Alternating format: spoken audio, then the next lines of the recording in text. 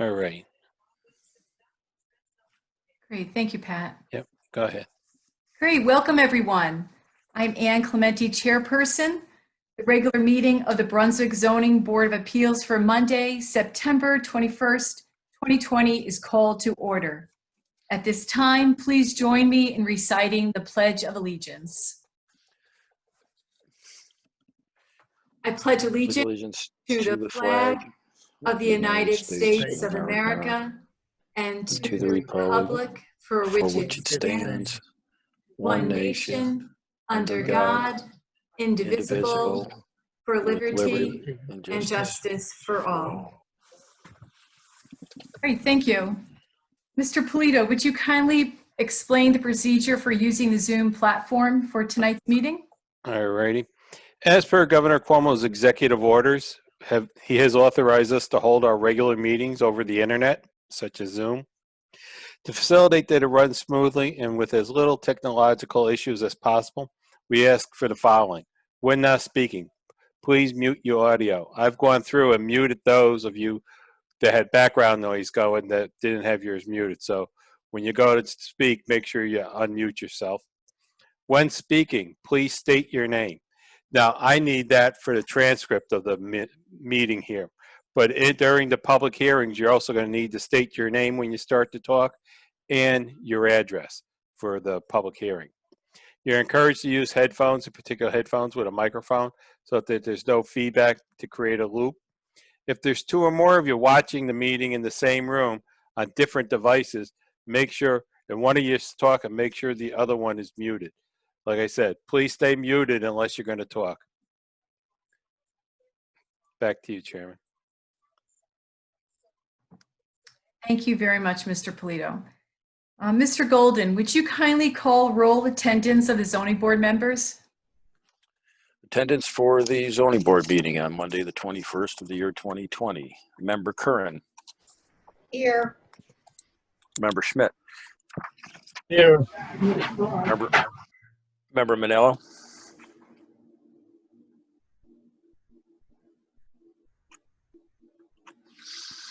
I see Member Manello. I just don't hear him. Okay.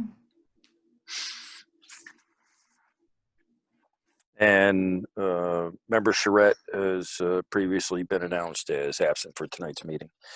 And I'm here if you can hear me, Chuck. Oh, I can hear you, John. Thank you. And Chairperson Clementi. Here, thank you. Thank you very much, Mr. You're welcome. The board acknowledges the challenging endeavor of transcribing the zoning board minutes. When the transcriptions of the previous meeting are available, will be reviewed and approved by the board at a subsequent meeting. Let's review the agenda as posted on the town website. There are 5 public hearings. 136 Mountain View Avenue, area variances.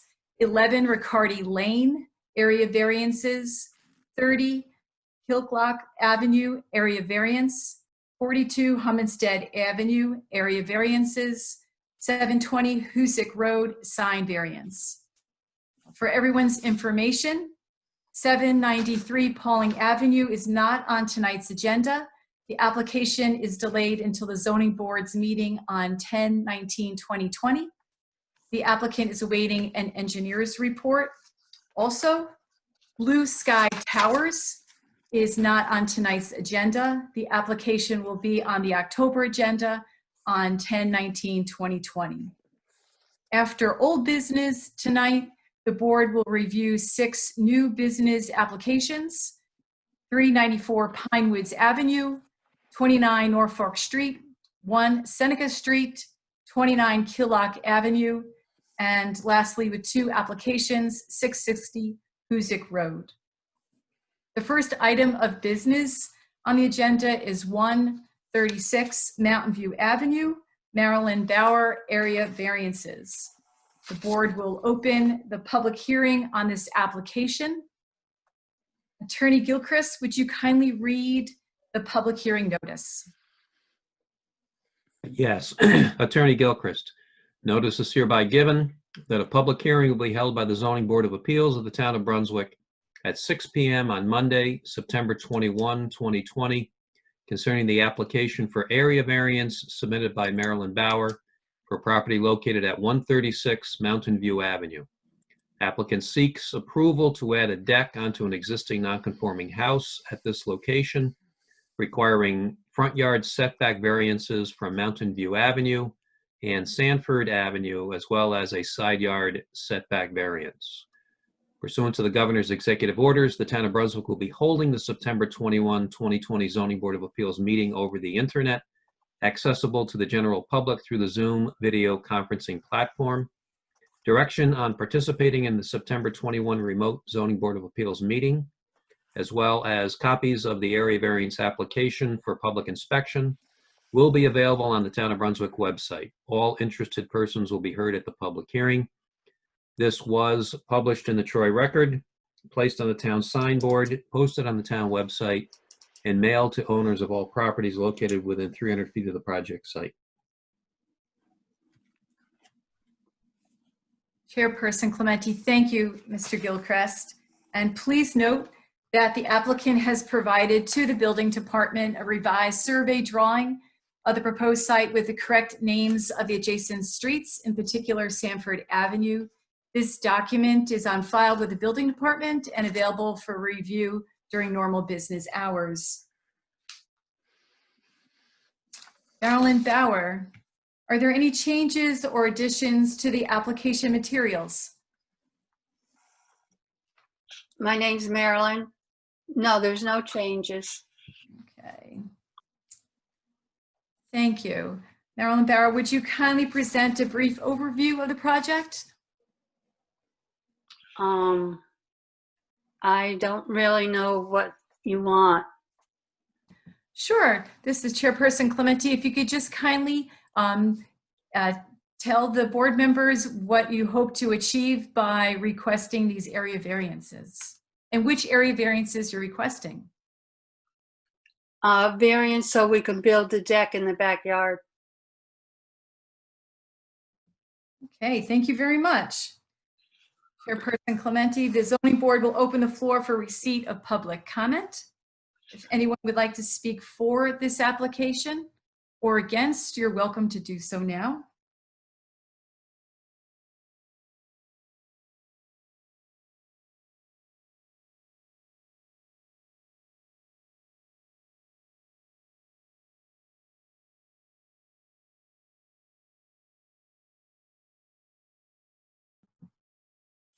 Chairperson Clementi, to Chuck at the building department, are there any written comments on this application that could be read by the board into the record? This is Chuck from the building department. We have received no written comments on this application. Chairperson Clementi, thank you. Are there any questions from the zoning board members?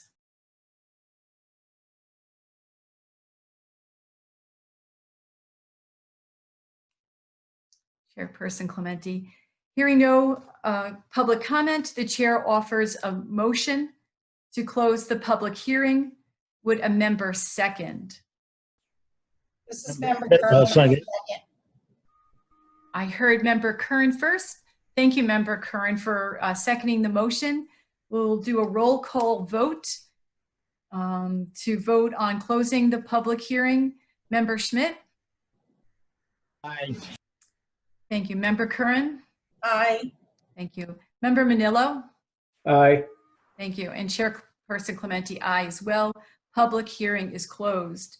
The zoning board members are prepared to deliberate and act on this application.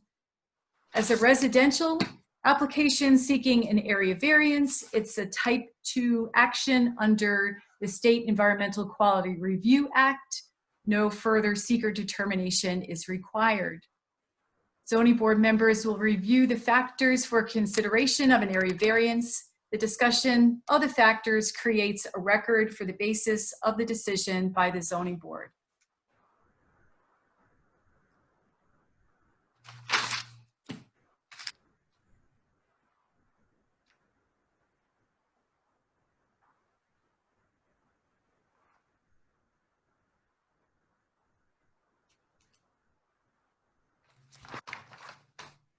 Continuing, we're asked to explain how no undesirable change would be produced in the character of the neighborhood, nor detriment to nearby properties created by granting the area variance.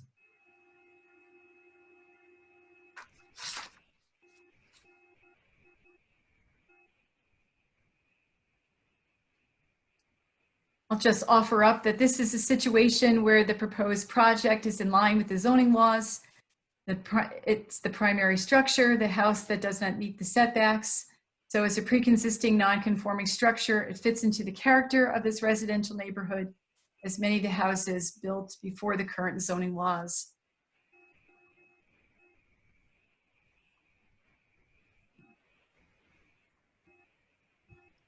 And we're asked to explain why the benefits sought by the applicant cannot be achieved by some method feasible for the applicant to pursue other than the area variances.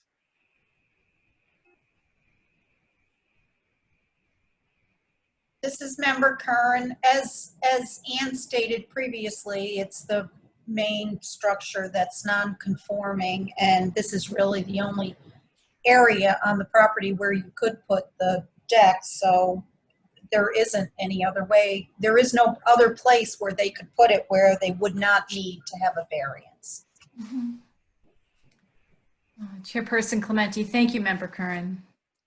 Then we're asked to explain, pardon me for a moment, whether this requested area variance is substantial.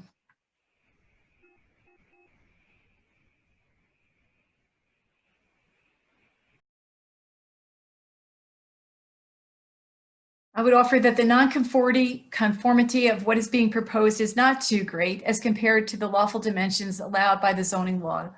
Again, the primary structure is a pre-existing non-conforming.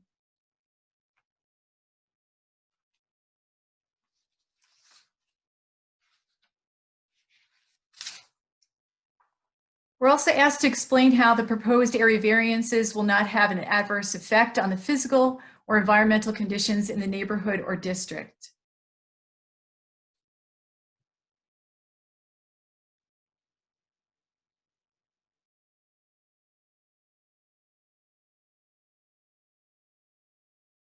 I would just restate what the applicant wrote in her application. The house has been there since 1952, and other areas in other areas of this neighborhood, there are also decks similar to this size and structure. Then we're asked to explain whether the difficulty is self-created.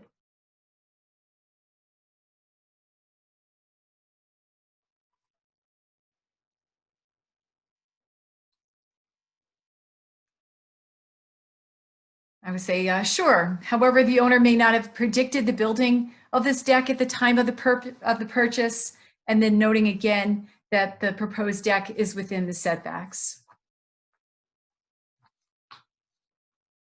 And Chairperson Clementi, if I could just add, Attorney Gilchrist here. This is another one of the applications where, because of the new zoning law adopted in 2017, the house location becomes non-conforming because of the setbacks in the 2017 zoning law. There is the general prohibition in the 2017 zoning law on expanding or altering a non-conforming use. That generally is prohibited. And when these types of applications come in to either put a physical addition on the home or add a deck or an accessory structure, that gives rise to the area variance. So in that respect, it should be considered whether or not the need for the variance is self-created. It really does relate to and is tied to the new 2017 zoning law. Chairperson Clementi, thank you for that input, Attorney Gilchrist.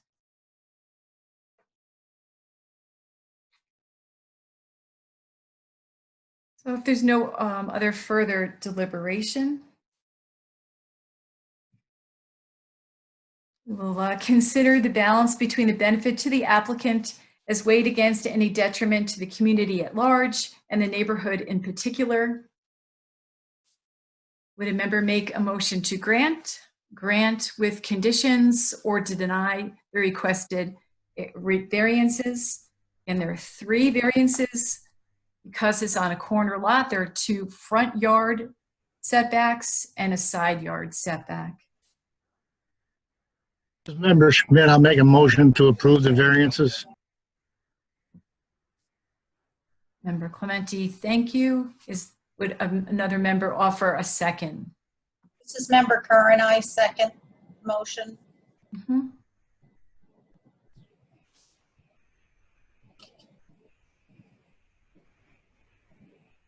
Oops, there we go. All in favor, we'll roll call vote.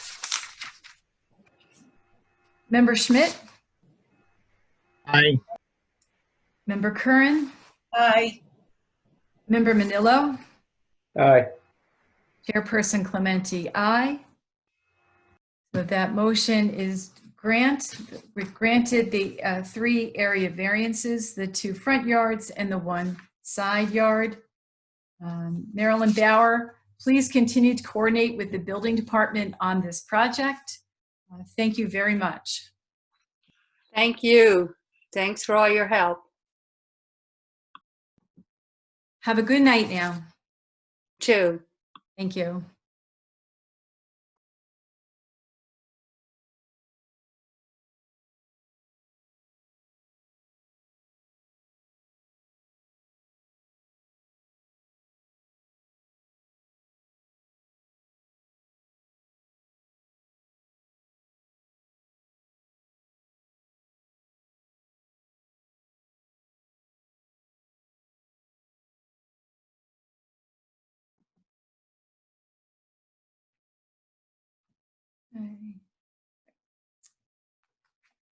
Okay, Chairperson Clementi.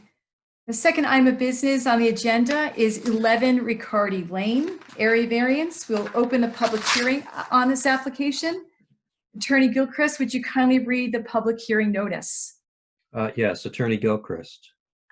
Notice of public hearing. Notice is hereby given that a public hearing will be held by the Zoning Board of Appeals of the Town of Brunswick at 6:15 p.m. on Monday, September 21, 2020, concerning the application for area variances submitted by Travis Wagner for property located at 11 Riccardi Lane.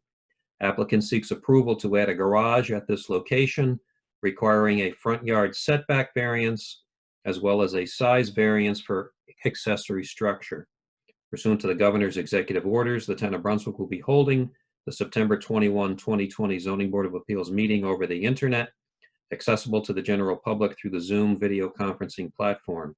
Direction on participating in the September 21 remote Zoning Board of Appeals meeting, as well as copies of the area variance application for public inspection, will be available on the Town of Brunswick website. All interested persons will be heard at the public hearing. Again, this was published in the Troy Record, placed on the town signboard, posted on the town website, and mailed to owners of all properties located within 300 feet of the project site. Chairperson Clementi, thank you, Attorney Gilchrist. Okay. So we have Travis Wagner. Are there any, I believe that there are changes that were made to the application materials. Could you kindly present an overview of the project, please, and include those changes? Yep, I'm building, I hope to build a accessory building as a garage next to my home. The changes were made were after further review. Initially, I pushed it back towards the back of the property line, and I had a contractor come, and we discussed that we are too close to the bank, so unfortunately I had to move it closer to the road than originally planned, and that was the the lean-to. I changed the size on the lean-to a little bit also. Those are the 2 changes that I made since this one you're looking at currently. Okay, thank you. I'll just go over those changes again. So the first change is to the size of the project. Zoning law allows 1,500 square feet. It's proposed 2,500 square feet. The applicant is requesting a 1,000-foot variance. That's the first. The second is a front setback. What is allowed is 75 feet. The applicant is requesting 55 feet, be a 20-foot variance. And then the third that was not in the first original application is that the accessory structure is in front of the primary structure on this property, I believe by 7 feet. So there are 3 area variances being requested tonight at 11 Riccardi Lane. The zoning board will open the floor for receipt of public comment. If anyone would like to speak for this application or against, you're welcome to do so now.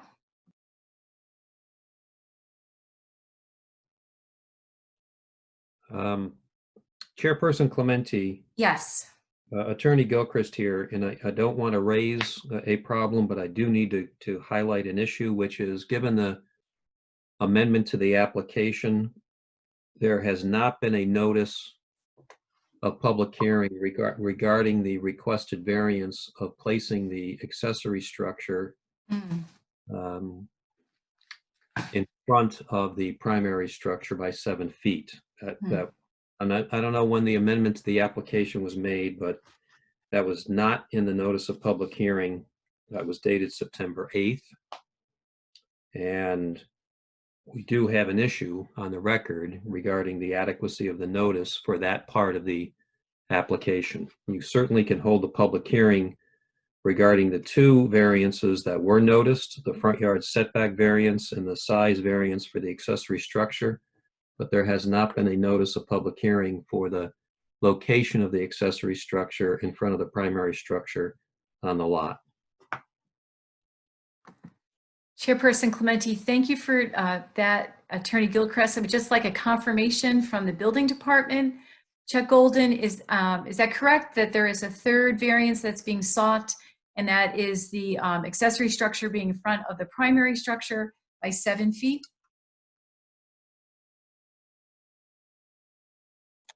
This is Chuck from the building department, and that is correct. The front setback being moved up then required that it was, well, not required, but then it would be that the secondary structure would be ahead of the principal structure on the property at that point. Chairperson Clementi, thank you, Chuck. Appreciate that input. So I guess I would ask feedback from the zoning board members. We were offered an option. We could address the 2 area variances that were noticed and then hold over or have another public hearing, renotice and have another public hearing on the 3rd area variance. Then of course, the option would be to address all 3 variances at one time, at one public hearing, and that would have to be in October. So I'm looking for input by the zoning board members on a way to go. I kind of feel we should address all 3 at once in one meeting. On the other hand, if somebody's at the public hearing and wants to speak tonight, could we open the public hearing for the 2 and then hold it open for the next meeting? Attorney Gilchrist, yes, you could do that. You always have the option of opening the public hearing and keeping it open and continuing that portion of the public hearing at your next meeting. That is an option for you as well.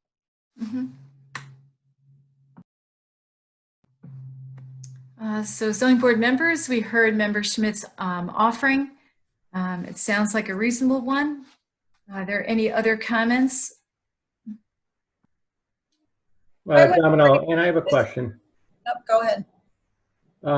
So I'm seeing on the drawing, he's got it listed as 70 feet from the road, and the house is 60. So was that a change? This is Chuck from the building department. To answer that question, yes, what you have up there is not the correct print that was previously, or not. This is the previous print prior to the change. Okay. And the applicant, Mr. Wagner, can confirm that. If he wanted to stay at the 70 feet, Chuck, will we have to do a variance, or would he be okay with that then? He would be okay with that. Okay. Thank you.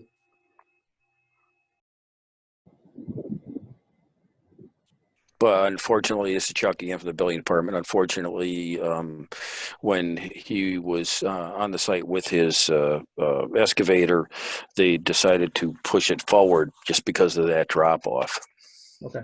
Understood. And I'm looking in my email now for the other application, which the changes were made, and Mr. Wagner can confirm this, was right, but wasn't much after the last meeting.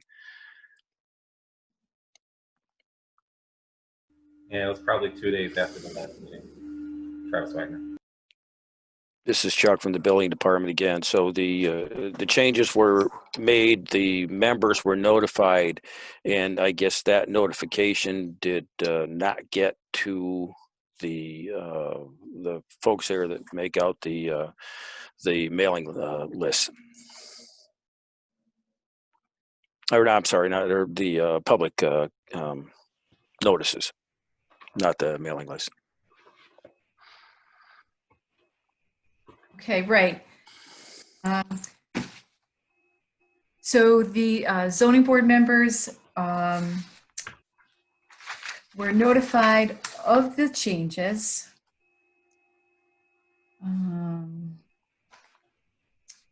However, not the third requested area variance for the accessory in front of the primary.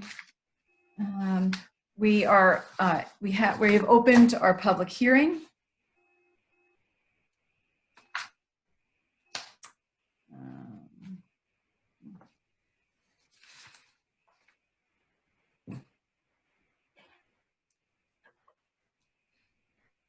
Member Schmidt offered that we continue, though he would like to see all three variances taken on at the same meeting.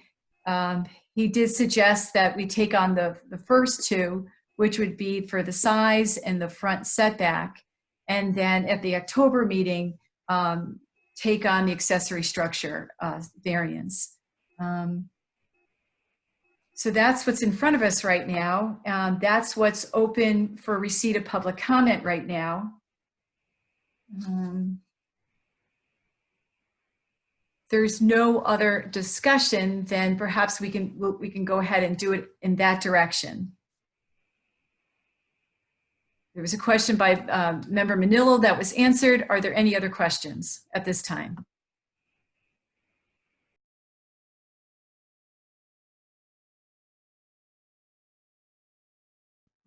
Okay, then I would ask the building department if there are any written comments on this application. There though.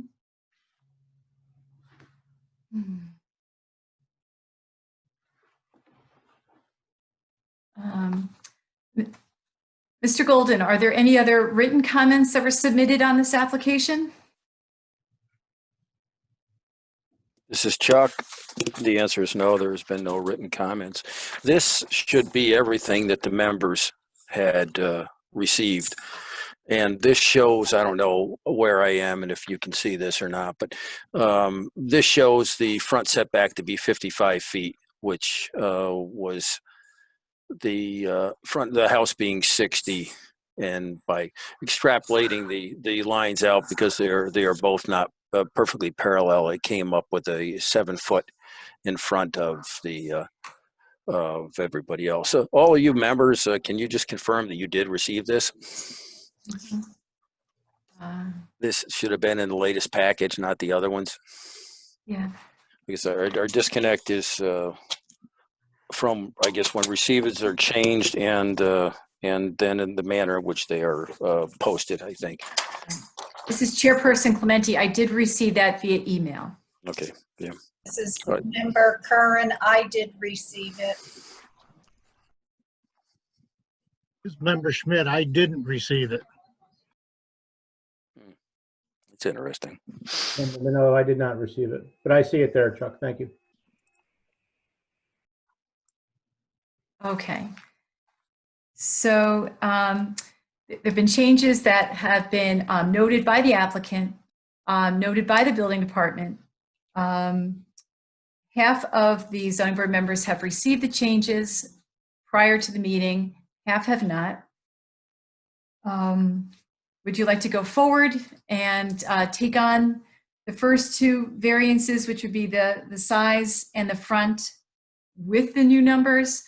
Or would you like to take on all three requested variants in the October meeting?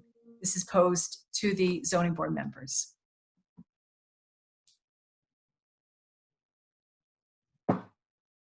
This is Member Curran. The applicant can't move forward with the project until all three are approved. So it might be better to just wait until we can address all three. That's just my opinion. Yeah.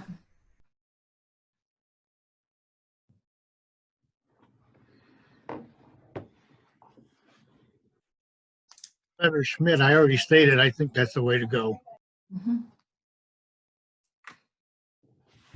I agree. Member Manillo, I agree. Okay. Chairperson Clementi, I appreciate your input, and that's how we'll go forward. So this application at 11 Riccardi Lane will be renoticed with the three area variances that are being requested by the applicant. So just to state again, and then to have a confirmation by the building department and the applicant, so we all have the same values. The size proposed is 2,500 square feet, and that is the size of the total project.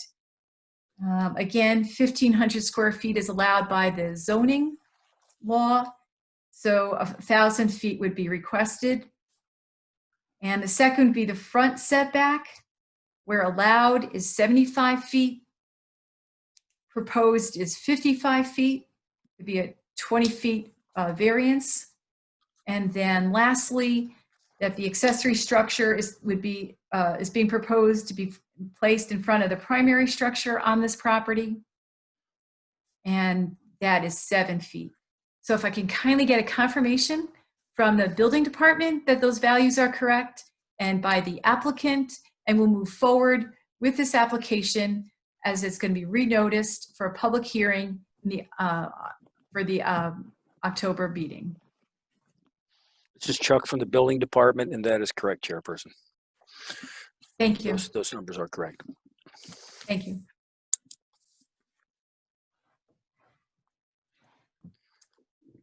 Are there any questions or comments by the applicant, Mr. Wagner, at this time? This is Travis. There are no questions. Okay. Okay, thank you very much. So this will be put on as the first application of old business at the October 19th, 2020 meeting at 6 o'clock. We're going to close the public hearing or leave it open? Thank you. Oops. Yeah, thank you. Attorney Gilbert, my suggestion would be to keep the public hearing open, and that the notice for the October meeting will state that the public hearing on the size of the accessory structure and the front setback will be continued, and a public hearing will be opened on the accessory structure located in front of the primary structure on the lot. Ms. Chairperson Clementi, thank you for that input. We'll take that into consideration, and we'll have the public hearing continued for the first two variances and then open for the third. Thank you. So there'll be no need to close any public hearing at this meeting.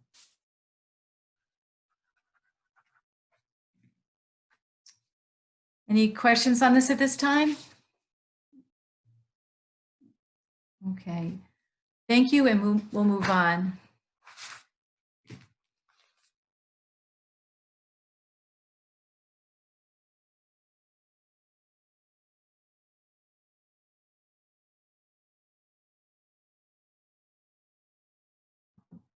Okay, our third item for business on the agenda is 30 Killock Avenue, area variance.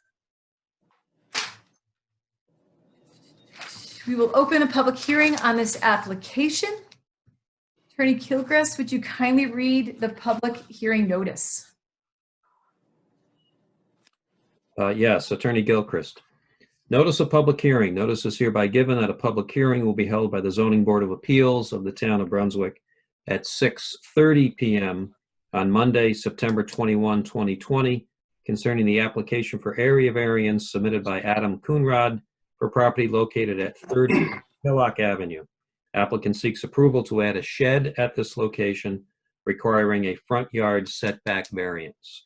Pursuant to the governor's executive orders, the Town of Brunswick will be holding the September 21, 2020 Zoning Board of Appeals meeting over the internet, accessible to the general public through the Zoom video conferencing platform. Direction on participating in the September 21 remote Zoning Board of Appeals meeting, as well as copies of the area variance application for public inspection, will be available on the Town of Brunswick website. All interested persons will be heard at the public hearing. This was published in the Troy Record, placed on the town signboard, posted on the town website, and mailed to owners of all properties located within 300 feet of the project site. Chairperson Clementi, thank you, Attorney Gilchrist. Okay. Adam Coonrad, are there any changes or additions to the application materials? No. Would you kindly present a brief overview of the project? Sure, absolutely. We're looking to get a 12 by 20 shed, maybe pre-built, maybe built on site. We're not sure yet. We're next to our house for a different, couple of different reasons. A little bit more space, lots of yard toys, so on and so forth. So I've spoken with my neighbors. Everyone seems to be on board and no one has any problems. It's going to be aesthetically pleasing. So. Okay. Good. Thank you. Thank you, Madam Coonrad, for that. And thank you, Pat Polito, for highlighting the area in question. The Zoning Board will open the floor for receipt of public comment. If anyone would like to speak for or against this application, you're welcome to do so now.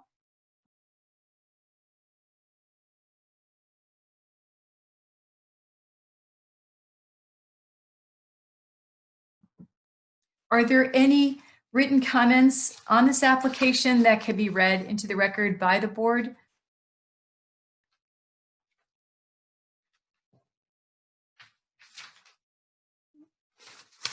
Okay. Are there any questions from the zoning board members? This is Member Kern. I have none. Member Manoa, I just had one question on the town listing there. It just says it's a 12 by 24, but you're only doing a 12 by 20, right, Adam? Sorry, background noise, so I had you on mute. I'm sorry, what, can you repeat the question, please? Just on the town's letterhead, the notice said it was a 12 by 24, but you're doing a 12 by 20, correct? 12 by 20, yes. Okay. Yeah. Right. Right.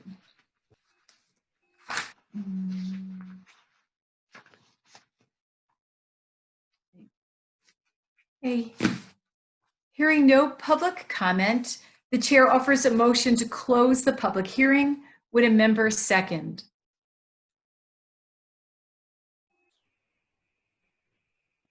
Member Schmidt, I'll second it. Chairperson Clementi, thank you, Member Schmidt. All in favor for closing the public hearing, we'll do a roll call vote. Member Schmidt? For Schmidt, aye. Thank you. Member Curran? Member Kern, aye. Thank you. Member Manillo? Aye. Thank you. And Chairperson Clementi, aye. Public hearing closed. The zoning board members are prepared to deliberate and act on the application. As a residential application, seeking an area variance, it's a type 2 action under the State Environmental Quality Review Act. No further secret determination is required. The zoning board members will review the factors for consideration of an area variance. The discussion of the factors creates a record for the basis of a decision by the zoning board.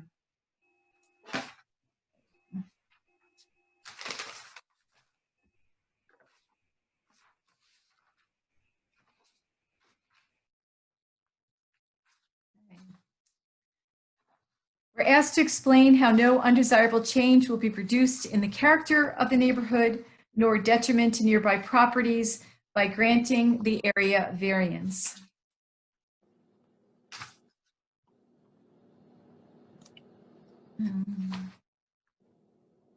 And just to restate the requested area variance, it's a front setback where required, I'm sorry, 60 feet is required and proposed is 8 feet.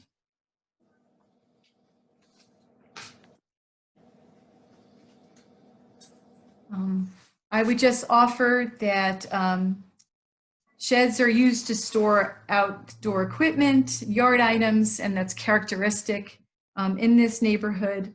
Other properties on that street also have storage sheds.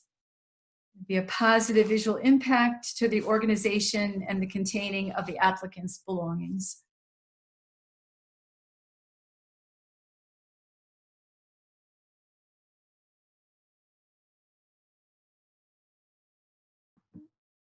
And then we're asked to explain why the benefits sought by the applicant cannot be achieved by some method feasible for the applicant to pursue other than the area variance.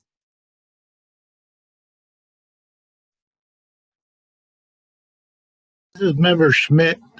The lot is small, so it would be tough to build almost any shed without a variance.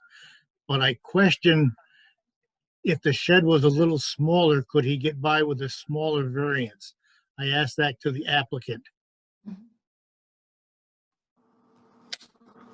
If the shed was smaller, could I get by with a smaller variance? I'm not sure if I completely understand the question, sir. Mm-hmm. Could you get by with a smaller shed? Then you would need a smaller variance. I mean, we're shooting for the stars. I mean, this is what we desire, because we do have a lot of outside stuff and we do spend an enormous amount of time outside. Also got the ATVs and a lawnmower. So, I mean, I could, but I really would rather not. It would probably defeat the purpose, in my opinion, sir.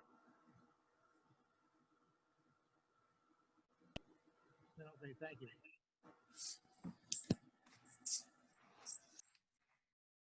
And to the applicant, is there a reason why it's on the right-hand side of the house as opposed to being located on the left-hand side of the house?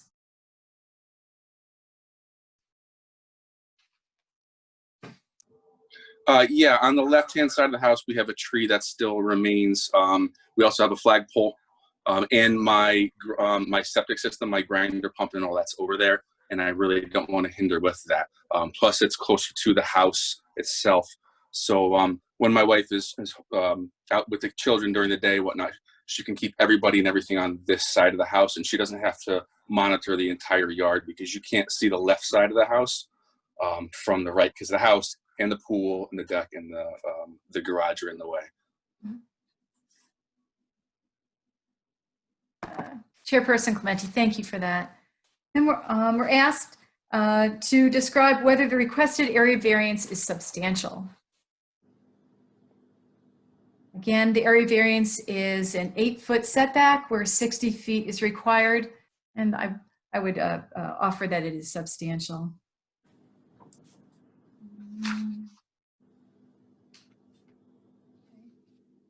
And we're asked to explain how the proposed area variance will not have an adverse effect on the physical or environmental conditions of the neighborhood or district. I'm sorry, are you asking me these questions? Thank you. No, just these are factors that the board will consider Okay. making their determination. Thank you. I'm glad we had that cleared up. My apologies. No problem.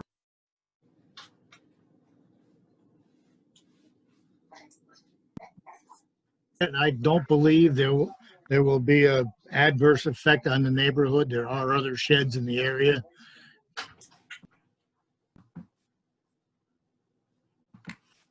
Yeah, I would agree. I don't think there would be a potential impact on such factors as the traffic circulation, water drainage. I would agree with that. And then lastly, we're to explain whether the difficulty is self-created. Consideration is relevant, but shall not necessarily preclude the granting of the area variance.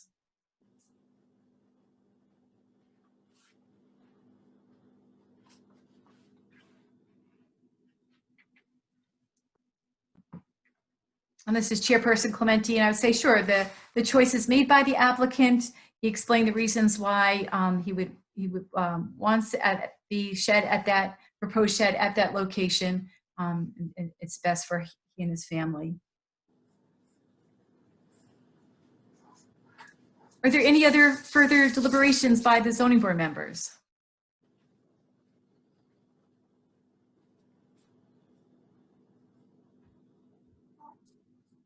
Okay, then after considering the balance between the benefit to the applicant is weighed against any detriment to the community at large or the neighborhood in particular, would a member make a motion to grant with conditions, or deny the requested area variance?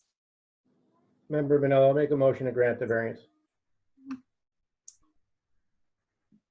Chairperson Clementi, thank you. Would a member second? This is Member Curran, I'll second. Chairperson Clementi, thank you. Member Curran, do a roll call vote to decide be in favor of the vote. So that would be Member Schmidt. Aye.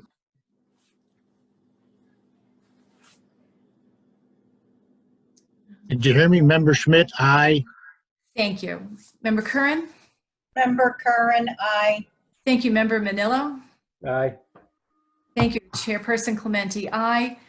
To grant the area variance, which is for the front yard setback. And, just to ask you, Mr. Coonrad, to continue your cooperation with the building department on this project. Always. Thank you very much. Thank you. All right. Have a good night. Can I just clarify? So what's the next step I need to make, Chuck?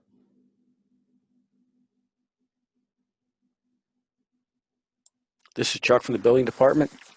You have your application with us. I guess if you have to make the decision whether you're building it yourself, and if you are, I need a set of plans, and if not, I need a set of plans and a spec sheet for if you're planning on buying one outright. Perfect. Thank you very much. You guys have a great evening, and I really appreciate your time.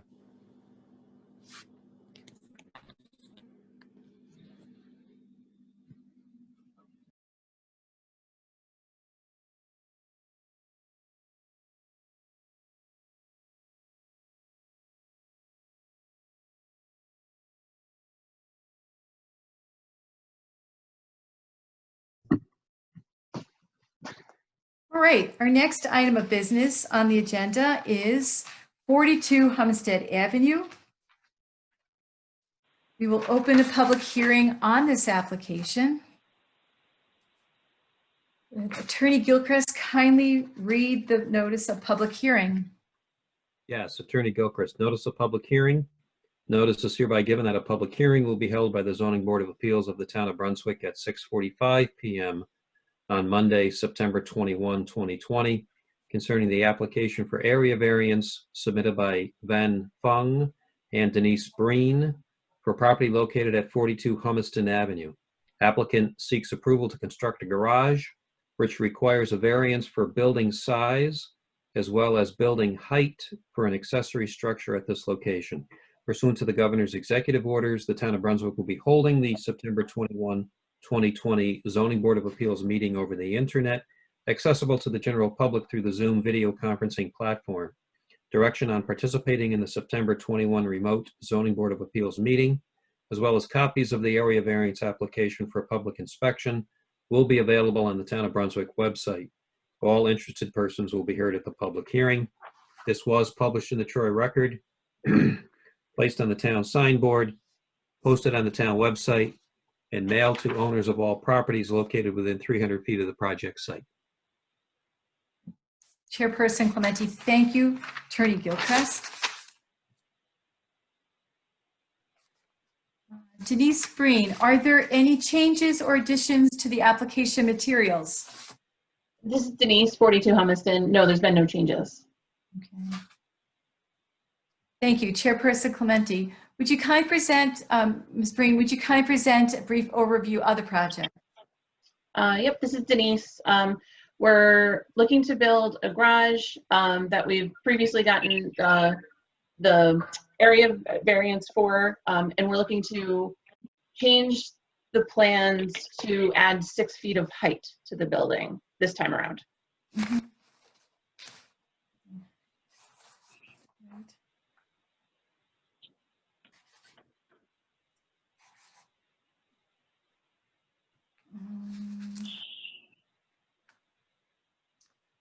And then just to confirm with the applicant and perhaps Attorney Gilchrist, so with the additional height, that will then increase the size, and that's why the 2 area variances are being sought at this time? Attorney Gilchrist here. Yes, there is a height issue that requires address through the variance process, as well as this does increase the overall square footage of the building. Right. Chairperson Clementi, thank you for that. The zoning board will open the floor for receipt of public comment. If anyone would like to speak for the application or against, you're welcome to do so. Hi, can you hear me, Antoinette Mazzarello? Yes, we can hear you. Thank you. Antoinette Mazzarello, 50 Hamilton Avenue.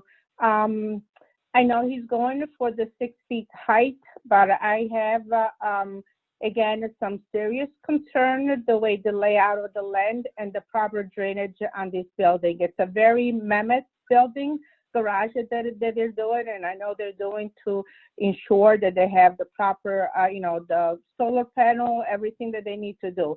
My concern is that when they pour the foundation, that is a lot of wetlands. They had to pump water there, that the proper drainage is properly done on that land, because I do not want any water come into my property.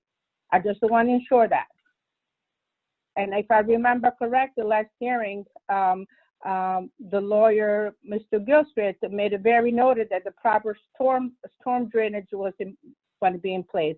And I don't see none of that right now. So the layout of the land, it's a pitching right now to go right into my property.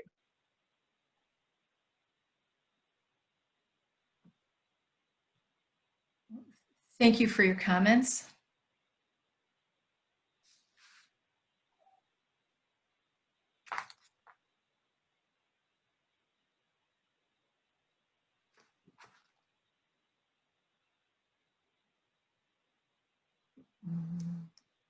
Mr. Golden or Mr. Gilchrist, would you like to address any of the comments that have been brought up by the neighbor at this time? This is Chuck from the building department. What has happened on the site is that the foundation has been put in with a 4-foot frost wall, and the foundation has been backfilled, and it has been graded to, away from the building, a rough grade. And with that said, I did not see any alteration where there's going to be a lot of sheet drainage from that building area over onto the other property.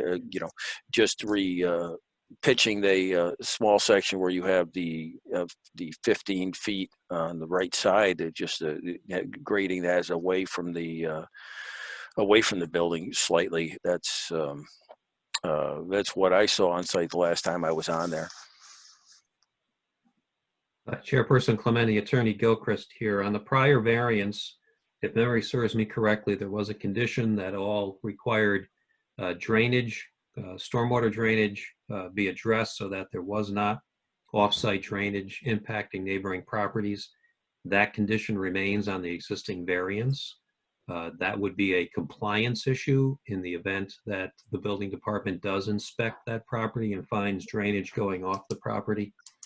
I will note for the record too that the two requested variances tonight do not increase the, we'll call it length or width of the building, will not increase the surface area of the roof, will not, I would presume, confirmation by the building department, result in any increased runoff from the building, the structure itself, and that the variances sought merely lift the height of the building, which in turn increases the overall square footage of the building.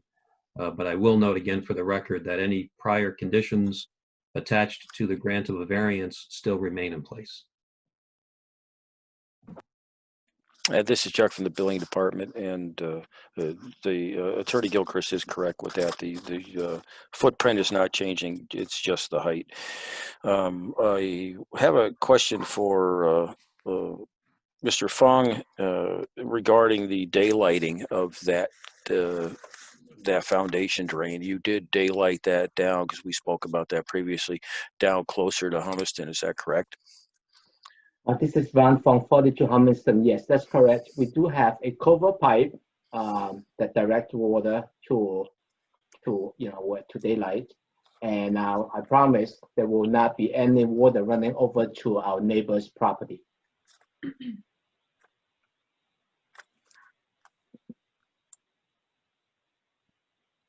And just to clarify, you can promise that because you laid down adequate drainage around the existing foundation. Is that correct? Yes, Van from 42 Humiston. As far as the property line, that side with the neighbor, there will be a swell on my property to catch all the runoff from her property and direct it to the cover pipe and away from the property.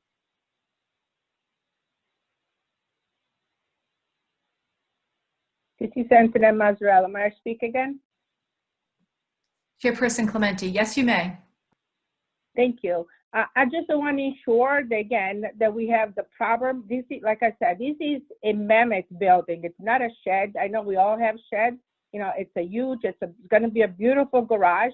I just want to ensure that right now I do not see, and I only saw that one clover small pipe, that it's coming from the garage, from the driveway into his land. It doesn't have an escape out. So where is that water going to go? So I'm going to stay firm that we want to make sure that I do not have any water problem, not for him and not for me.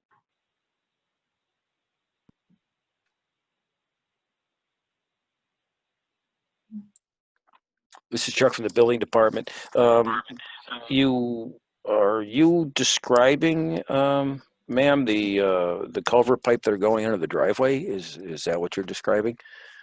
That's what I see. That's the only pipe that I see as a drainage right now. Okay. This is Chuck again from the building department. That the driveway area was built up considerably, and I believe there were 3 culverts. Mr. Fong can confirm that with me, but I believe there were 3 culverts placed underneath the driveway in that area just to allow flow across that. It is a very wet area with a very high water table down there. The frost wall was only going in 4 foot, and we've had a very dry season, and there was still quite a bit of water percolating up into that area. It's everything just seems to drain right down through there. So with that said, in raising a driveway up, the culvert pipe will allow for the natural flow across that driveway. Van Fong 42 Humiston. Yes, Mr. Golden. There are 3 cover pipe that converge to go under to direct the water to go under the street. As well as on the property line with our neighbor, I just want to make everybody aware that the work is not finished yet. We have not got a chance to put in a swell yet. Maybe that's why she hasn't seen anything yet, because the site work has not been completed yet. There's still more work to be done as far as managing the water. We do plan on putting a swell between, on my property, but between my property and hers, to keep the water from going over to her side. This is Mrs. Mazzarella again. I just want to make sure You know, I do not see anything in writing for this, Vaughn. I just want to make sure that you're not having any issue and I'm not having any issue. I know the work is not done, but the proper, you know, the proper planning, it needs to make sure that I have, you know, a planning system in place.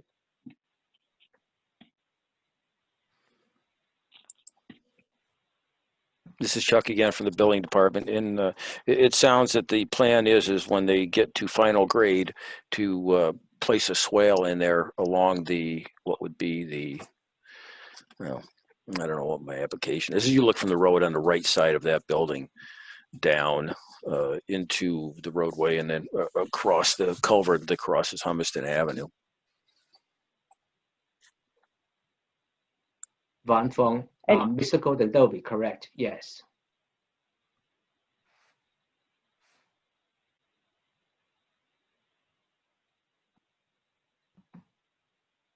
Chairperson Clementi to Mr. Golden, and you will monitor the construction site as it progresses if the area variances are requested, and then at the completion of the project, you also do an inspection to check on the drainage to see how it's flowing? This is Chuck from the building department. That is correct, Chairman Clementi. We will do that together with the MS4 coordinator, Mr. Bill Bradley, who is in charge of the all of the SWIP stuff and drainage. So we have conversed about this site prior to this even going in, knowing the conditions on the site were very wet. So he is fully aware of it as well as I am. Thank you for that We will clarification. certainly keep a check on this, yes.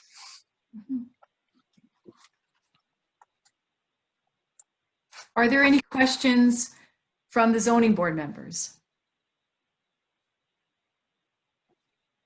This is Member Curran. I have a couple of questions. There's going to be a loft area in the building.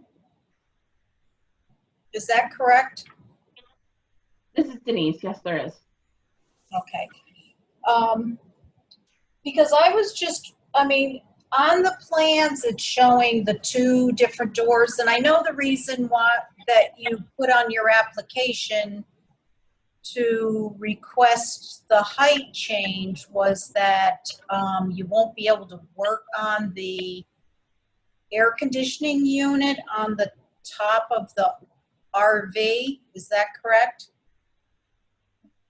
Van Fong for the Hummiston, yes, that's right. To work on the roof of the camper, that's correct. I'm just wondering if you looked at the option of, because only one side of the building is going to have the loft, or it's not really clear to me.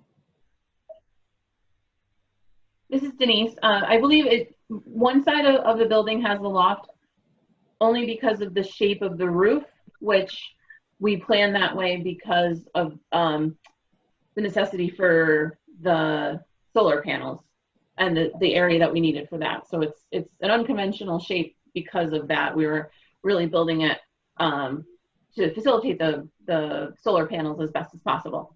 So yeah, that's why the loft is only on the one side, because that's the only way it really makes sense with the shape of the roof.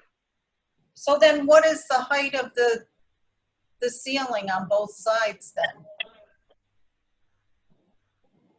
You're right. I mean, I guess it's not clear to me why you would need the request for the additional height if the loft is going to be on the one side that's higher. I don't know how the RV isn't that tall.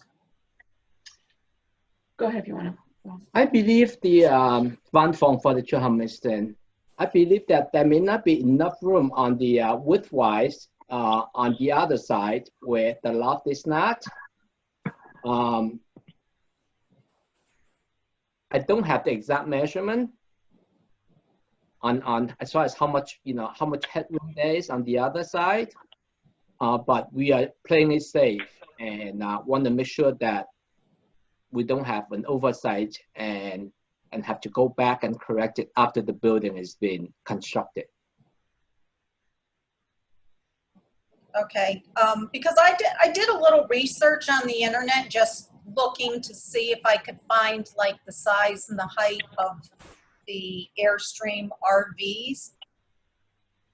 And it looked like what I was finding out there was the height that the Airstream was only about 10 feet tall. So that's why I'm confused as to what the height will be inside and why you need the additional 6 feet. Yes.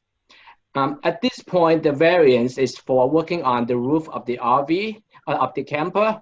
But really, this RV is very old. We may have to actually separate the upper body from the bottom frame and lift the whole thing up to work on the frame itself. I'm not sure. So I just want to make sure that we have plenty of room if we do come to that point. Because this RV is, I believe it's 1954.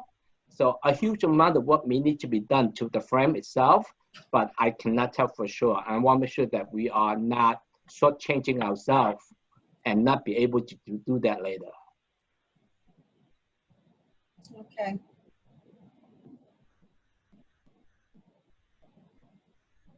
Mrs. Clementi, may I speak again? Is it possible? Yeah, the public hearing is still open, yes. Vaughn, in reference to what Mrs. Curran is asking, I think your height on the original plan was to 10 feet and 0.9 from the garage, 10 feet 0.9, and the loft, it's 8 feet and 1. So you are increasing to the bottom garage. How big are you increasing the garage? The height of the garage from the first floor? I think that's probably a better way, because I know the total feet from the garage was 23.5, and now you go to 29.5. So is the first floor the one that you increasing the height? Because, you know, Miss Curran, I think, is right about the height of that Airstream. So maybe you can short it. I don't know. I just want to make sure. The original plan, you were at 23.5, which inside was at 10 feet, 0.9 inches, you know, the bottom floor, with the loft height at 8 feet, 0.1. This is Van Fong again for the Johannesson. Mrs. Mazzarello, yes, the increase for 6 feet is for the ground garage level. So that because the Airstream is about 10 feet, it would fit in it right now at the previous variance, but I would not be able to do anything with it on top or lift the body itself to do repair. So the request for the 6 feet is for the garage level. I hope I explained that properly.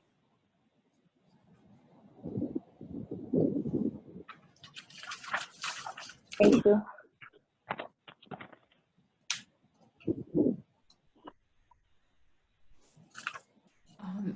Member Curran, perhaps while you're going through your notes, I can just maybe recap a little bit. So back in July, the applicant received a variance for 23.5 inches, 23.5 feet for the building height, noting that the zoning law is for a maximum of 20 feet. The applicant is coming back to request an additional that would bring it up to 29.5. I have a question for the building department. What would then be the total size of the building? That's the second variance that's being requested. What do those values look like?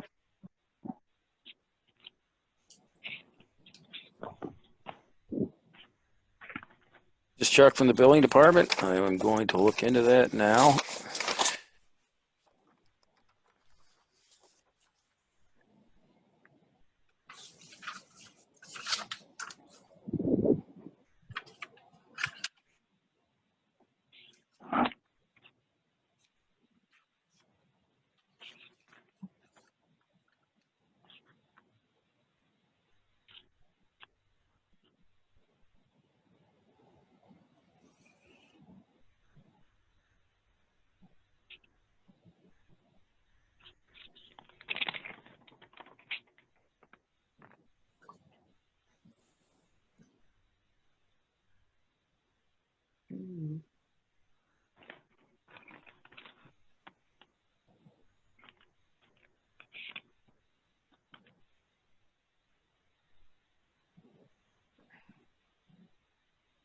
This is Chuck from the building department. I am on the building section portion of the drawing package. And your question, Chairman Clementi, if you could ask your question again, please. Yeah, certainly. Chairperson Clementi. So what is the total amount of square footage that the proposed 6 feet in height would add to the building? Whoa, that's a good calculation there, considering the kind of the salt box roof. Let me run some numbers on this.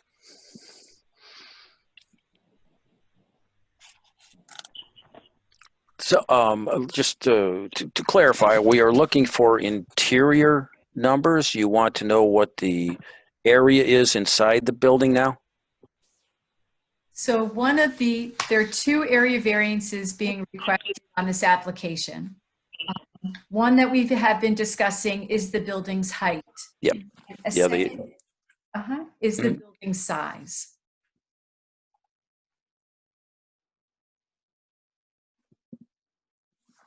The building size has not changed square footage. It is still 60 by 32. So the area inside of the building changes when you are raising the height. So we are calculating internal square foot area, I guess is what I'm asking. I believe so. Yes. Okay.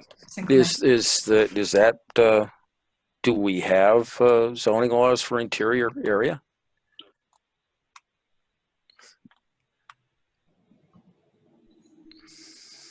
So I guess my question goes back to the notice, where the applicant is seeking the variance for the building size as well as the building height.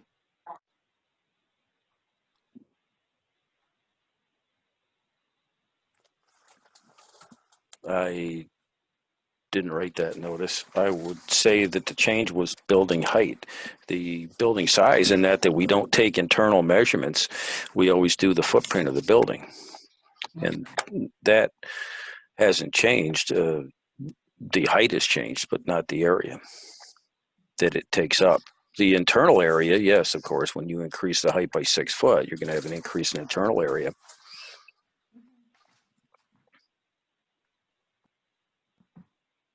Okay. Chairperson Clementi.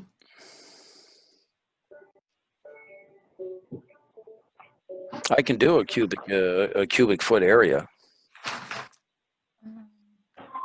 Attorney Gilchrist here. If it's the determination of the building department that the building size for purposes of zoning compliance has not changed by increasing the height, then that's determinative.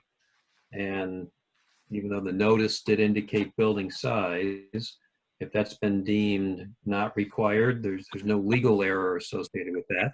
If it's notice then for building height, that portion of the application can move forward.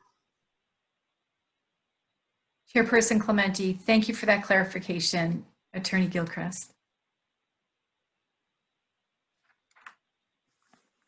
Are there any other questions, discussions by the zoning board members at this time?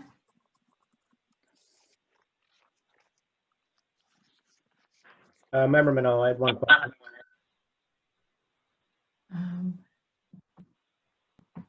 Pardon me, could you kindly say that again?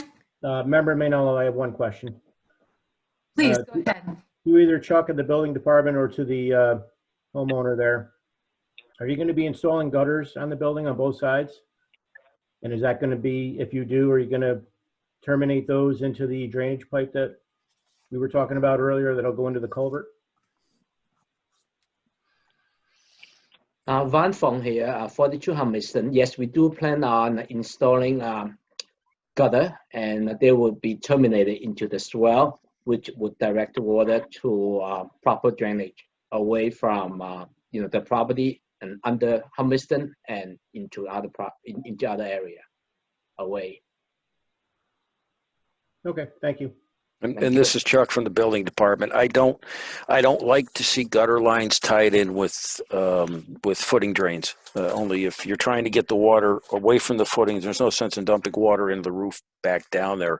And I will advise, and I do believe Mr. Fung is going to do this, but you'll run a separate line out with just gutter water. And daylight that into the swale would probably be your closest point to daylight. Van Fong, 42 Hummerson. Yes, Mr. Gordon, we will do that as you suggested.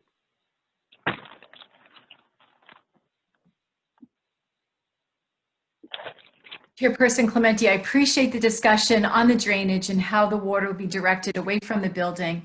And that would probably be appropriate despite the height of the building, that this would need to be done. My concern is that for a temporary reason, like the maintenance and repair of a trailer, there would be a permanent solution by increasing the size of the height of the building, requesting this variance. So I don't know if the applicant would want to speak to that. So we're seeking like a permanent solution for a temporary reason. This is Van Fong, 42 Hummerston. I believe this is a permanent solution for a permanent, anything that could possibly come up in the future. This solution would help us meet it. This is Denise from 42 Hummerston. I think it would also allow for anybody who may purchase a house in the future to have some flexibility if this would be a common height if anybody had any kind of camper to be able to utilize this garage for storing that. Chairperson Clementi, thank you for your comments. Are there any questions? It's time for the zoning board members.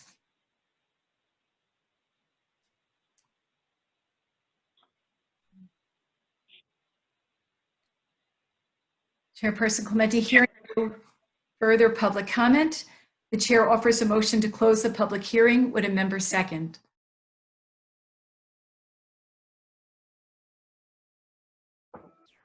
Member Manillo, I second.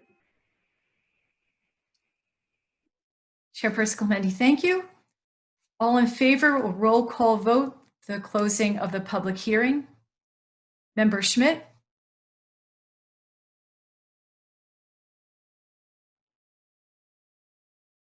Member Schmidt, aye. Thank you. Member Curran? Member Curran, aye. Member Manillo? Member Manillo, aye. Chairperson Clementi, aye. Public hearing closed. Zoning board members are prepared to deliberate and act on the application. As a residential application seeking area variance, it's a type 2 action under the State Environmental Quality Review Act. No seeker determination is required. Zoning board members will review the factors for consideration of an area variance. The discussion of the factors creates a record for the basis of a decision by the zoning board.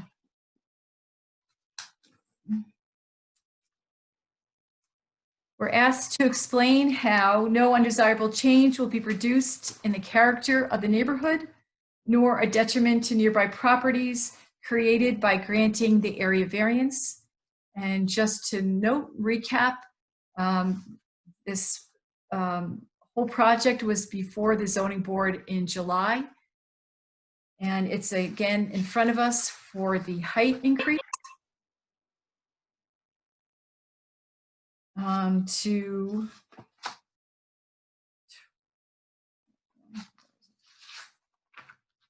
29.5 feet.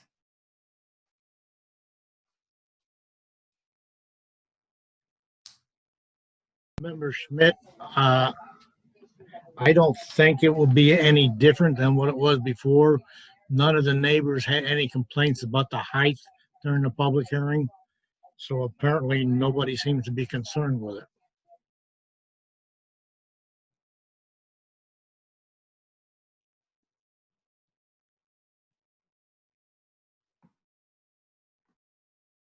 there was no comments made about the height, perhaps, but there was about the drainage for sure. Are there any other comments?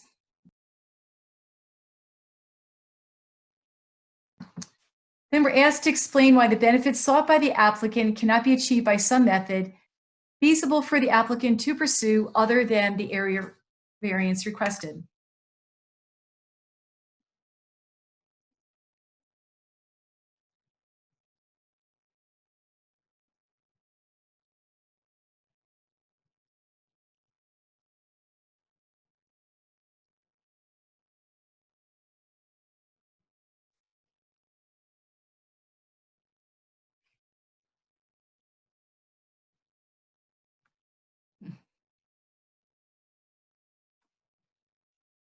Mhm. All right.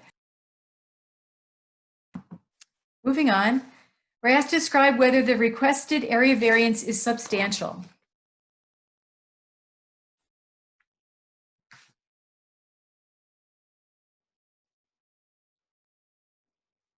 And noting that the zoning law, the maximum height for a building of this size is 20 feet. It was previously approved for 23.5, currently being requested 29.5.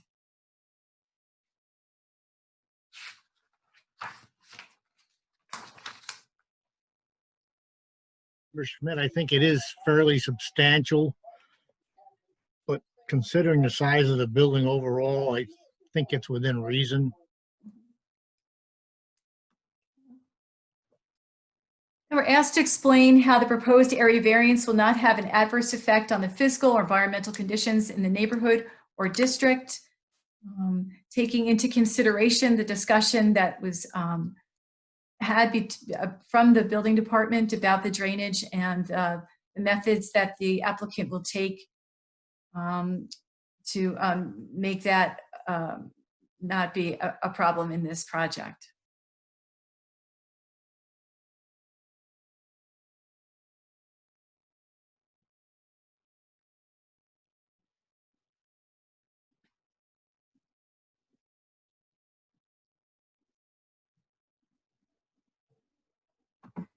And then lastly, we're asked to explain whether the difficulty is self-created. Consideration is relevant, but shall not necessarily preclude the granting of the area variance.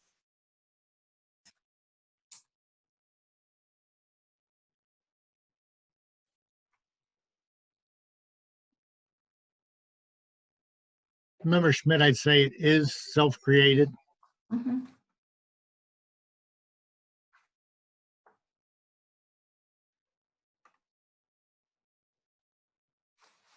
Right, and noting that it only contributes to one factor to be considered by the board.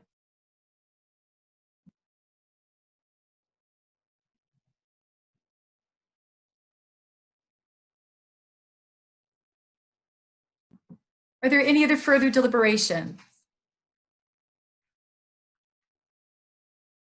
Chairperson Clementi, then after considering the balance between the benefit to the applicant as weighed against any detriment to the community at large and the neighborhood in particular, would a member grant a motion to grant with conditions, or deny the requested area variance? Chairperson Clementi, Attorney Yes. Gilchrist here, if I could. I can't recall on the record on this application whether we've addressed seeker or not, but we should just note for the record that this is an area variance sought in connection with residential use and likewise does constitute a type 2 action, and seeker review is completed. Thank you. And if I overlook that, I apologize. And that's duly noted. Thank you. So right now, it's in front of the board. Looking for a motion on how we'd like to act on this application. Member Schmidt, I'll make a motion to approve the variance. Thank you, Chairperson Clementi. Thank you, Member Schmidt. The motion be seconded by another member. Before that's seconded again, Attorney Gilchrist here. I would just note that on this application, it should be observed by the zoning board that there have been variances granted in July, as Chairperson Clementi noted. There were conditions attached to that. We certainly do not want this variance action to be deemed in any way to alter those conditions. So one of the things for the zoning board to consider would be, if there is a motion to approve the requested height variance, that it confirm and continue the conditions attached to the prior variances for this applicant. Member Schmidt, I'd like to amend my recommendation for approval to include Attorney Gilchrist's recommendations. Yeah, Chairperson Clementi, thank you, Member Schmidt, and that would be to confirm and continue the prior conditions, sorry, as stated by the board back in July. So we have a motion. We're looking for a second. Member Manillo, I second. Chairperson Clementi, thank you, Member Manillo. We'll do a roll call vote. All in favor, Member Schmidt. Schmidt, aye. Member Curran. Member Curran, aye. Member Manillo. Member Manillo, aye. And Chairperson Clementi, aye. So the area variance for the height being proposed for 29.5 has been granted. The applicants, please continue to coordinate with the building department on this project. Thank you very much. This is Denise. Thank you very much. Thank you for your help. Thank you, Thank you. everyone. Have a good night. Thank you. Thank you.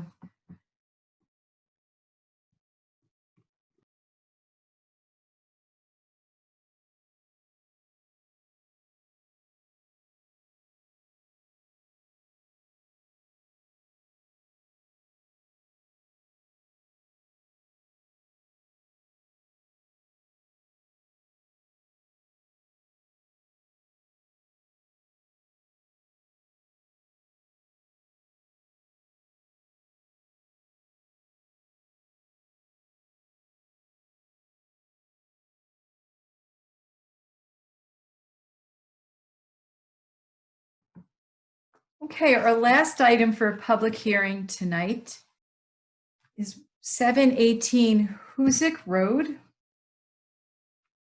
Application is a sign variance application by Hospitality Syracuse and Taco Bell. We will open the public hearing on this application. Attorney Gilchrist, would you kindly read the public hearing notice? Yes, Attorney Gilchrist. Notice of public hearing. Notice is hereby given that a public hearing will be held by the Zoning Board of Appeals of the Town of Brunswick at 7 p.m. on Monday, September 21, 2020, concerning the application for sign variance submitted by Hospitality Syracuse, Inc. for the Taco Bell located at 718 Hoosick Road. Applicant seeks approval to construct a freestanding sign at this location. Pursuant to the governor's executive orders, the Town of Brunswick will be holding the September 21, 2020 Zoning Board of Appeals meeting over the internet, accessible to the general public through the Zoom video conferencing platform. Direction on participating in the September 21 remote Zoning Board of Appeals meeting, as well as copies of the sign variance application for public inspection, will be available on the Town of Brunswick website. All interested persons will be heard at the public hearing. This was published in the Troy Record, placed on the town signboard, posted on the town website, and mailed to owners of all properties located within 300 feet of the project site. Chairperson Clementi, thank you, Attorney Gilchrist. Would the representative of Hospitality Syracuse, Inc. kindly present a brief overview of the project, please? Good evening, Tim Freitag. Chairperson Clementi, members of the board. My name is Tim Freitag with Bowler Engineering. Here on behalf of the applicant, Hospitality Syracuse, Inc. We also have Mike McCracken representing the applicant tonight here on the line as well.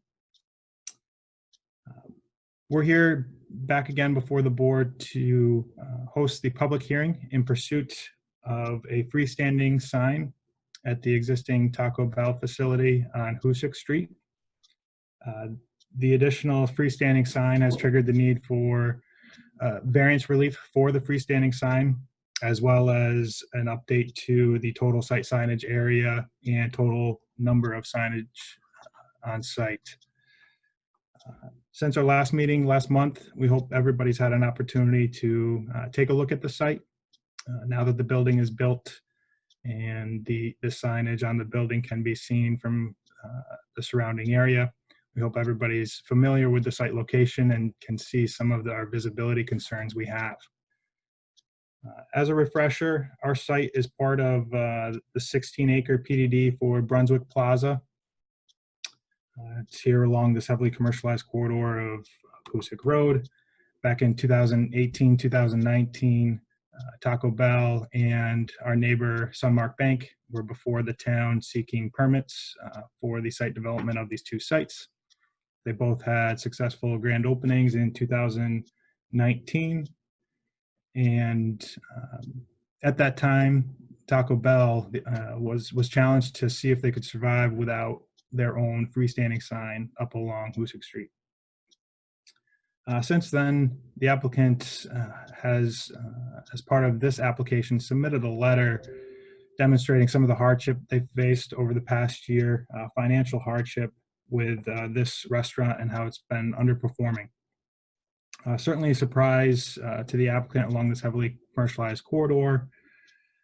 And the applicant is saying, you know, why is this happening? So we took a look at the site layout, and really it's visibility. Is there an opportunity for me to share a screen where I can work off of this site plan? Yeah, so we can ask our moderator, Pat Polito, if that's possible. No, Well, we can't. We don't allow people to share their screens with us. Okay, thank you. Sure. So working off of the site plan that you all see here in front of you, we'll call the top of the page to the north of Brunswick Street. So right to our west, we've got an existing building, Pioneer Bank.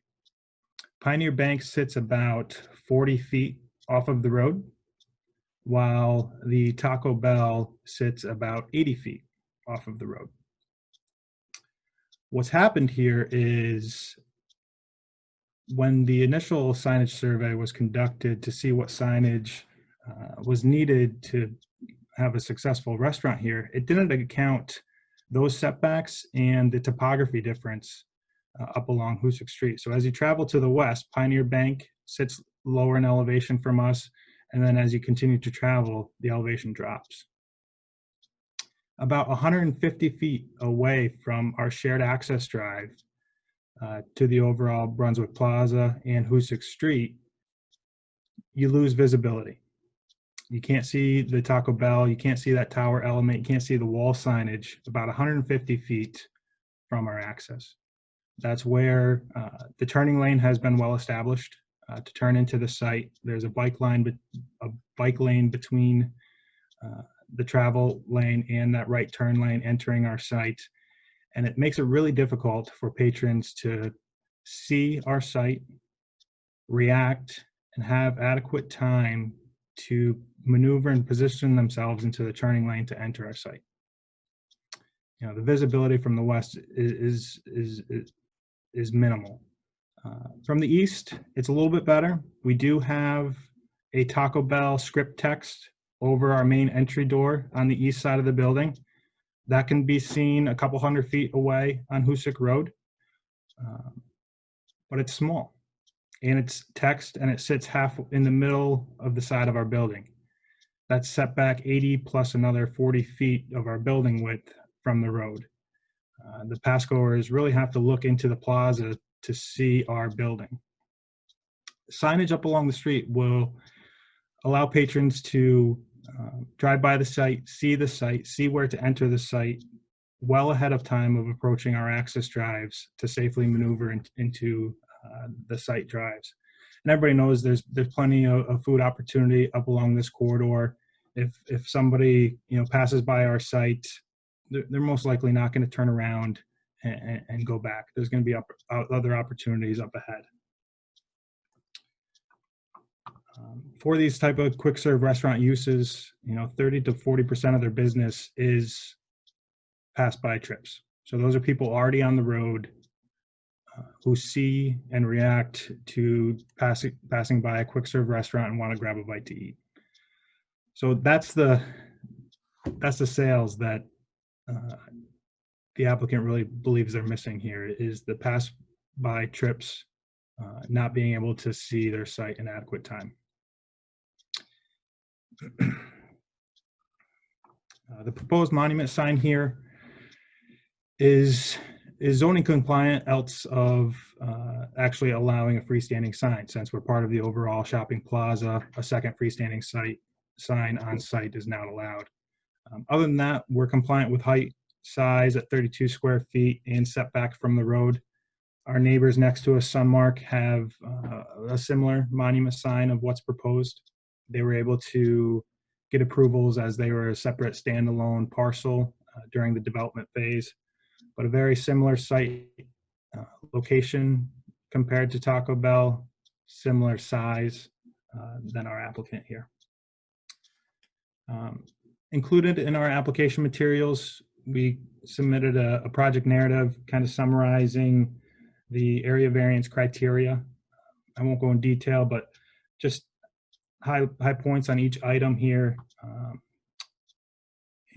Does the applicant believe this will create an undesirable change to this corridor? No, they don't believe so. This is a consistent sign with our neighbors, Pioneer and Sunmark. And then further down the road, Dunkin', Ted's Fish Fry, Burger King all have their own freestanding signs. Can it be achieved by other means? We tried. The applicant tried succeeding here without a freestanding sign and are underperforming.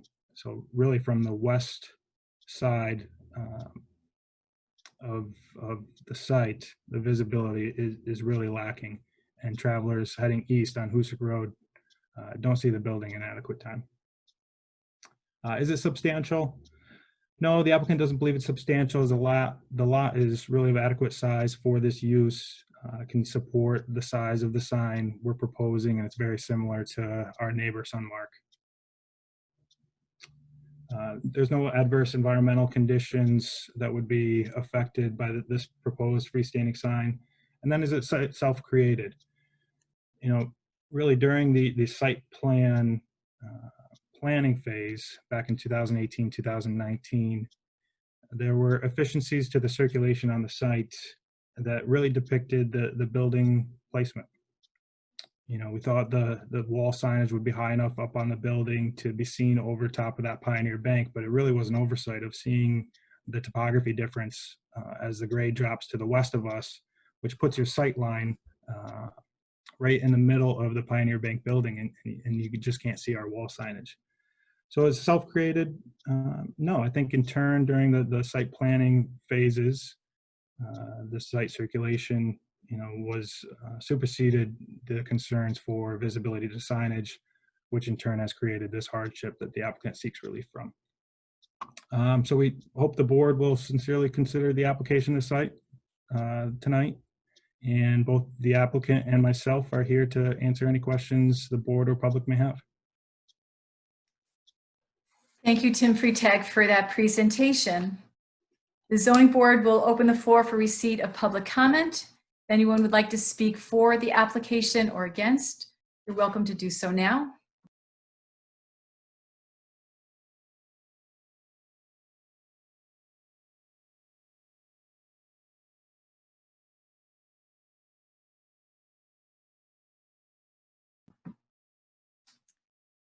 Are there any written comments on this application that could be read by the board into the record?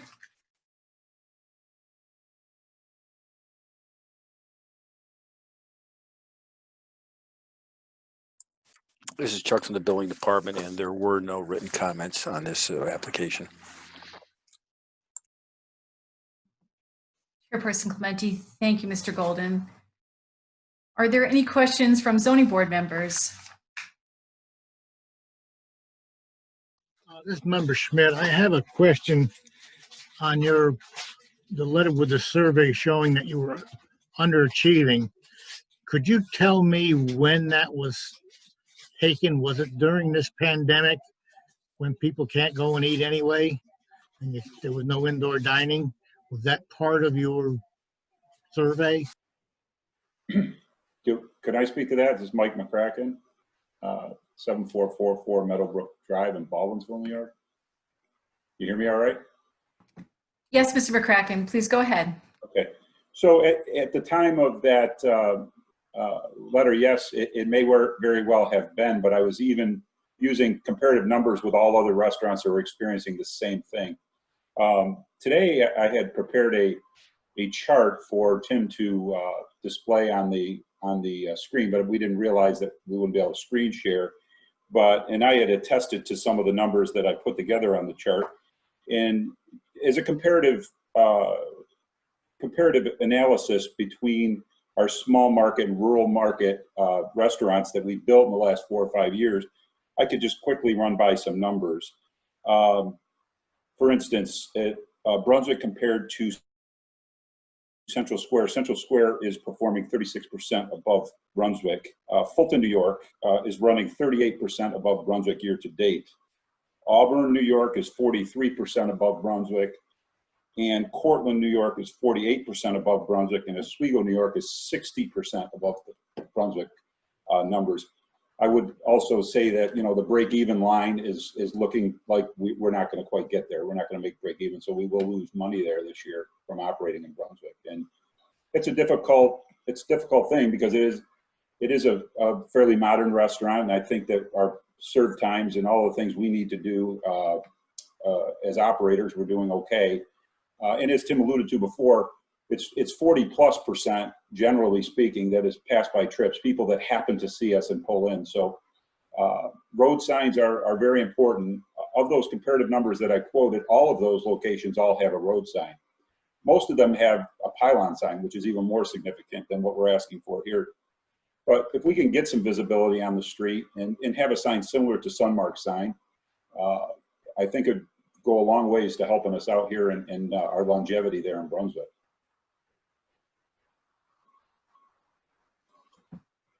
Chairperson Clementi, thank you, Mr. McCracken.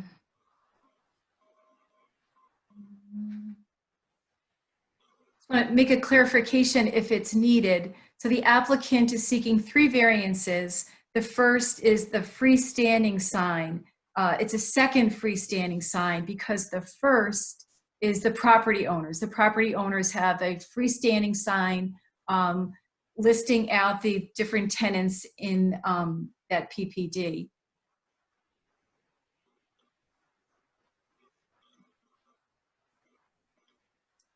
And then this question could be for Mr. McCracken or Mr. Freitag. What do these guidance apps do to help customers get directed to your restaurant? Oftentimes when people are looking for a particular restaurant, all they need to do is enter it into their phone and they'll be directed to the restaurant's location. It seems like that would supersede the need for an additional sign. Well, this is Mike McCracken again, 744 Meadowbrook Drive. Yes, you're right. You're absolutely correct. But I believe that those customers or clients tend to fall in the category of the 60% that are actually looking for it as a destination. So it is the other 40% that makes the big difference in our volume. And those are the people that just happen to see us. They're not seeking us out. They may be hungry. They're coming up the road and they see us, and it's an impulse purchase. It really is. It's not a planned purchase. There's been a lot of studies done on it that a good deal of our business comes from impulse purchases where people happen to see us on the road. And the further back they can see us, the better chance we have of capturing that customer.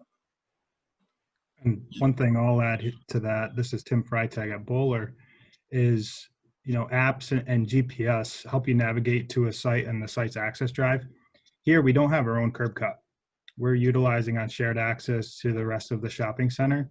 So those GPSs and mobile device guidance gets you within a couple hundred feet. And then as a driver, you tend to start looking up and trying to get your bearings of where the building is and where you need to maneuver into the site. So yes, the GPSs actually help you, get to that location, but the last couple hundred feet, you're really looking for signage to identify of where to navigate into the site and into the shopping center, in this case, to get into our parking lot.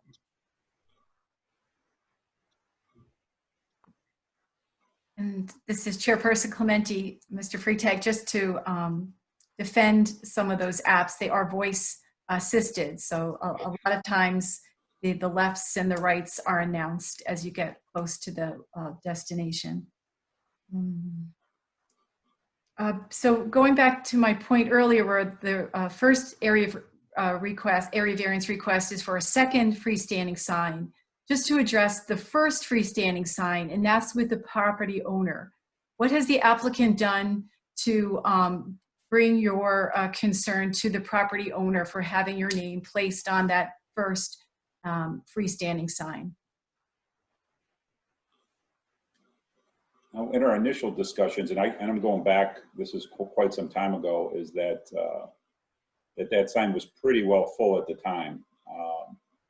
And that, having an extra space on there wasn't available back then. I can recall this, but it's just, I'm doing it off memory.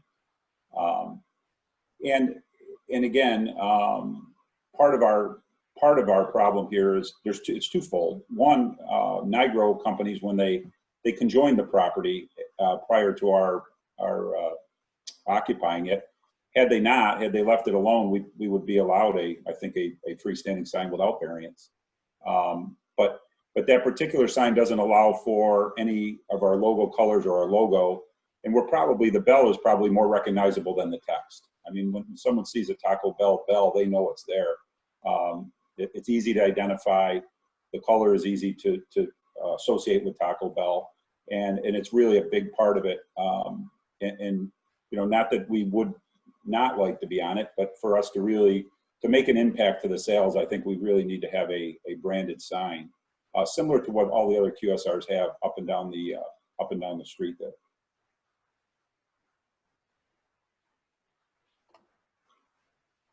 And Tim Freitag at Bowler. I just had my notes from our meeting last month, Mike, and our call with the landlord said that there were 10 other tenants within the shopping center that didn't have signage on that freestanding sign because it was limited.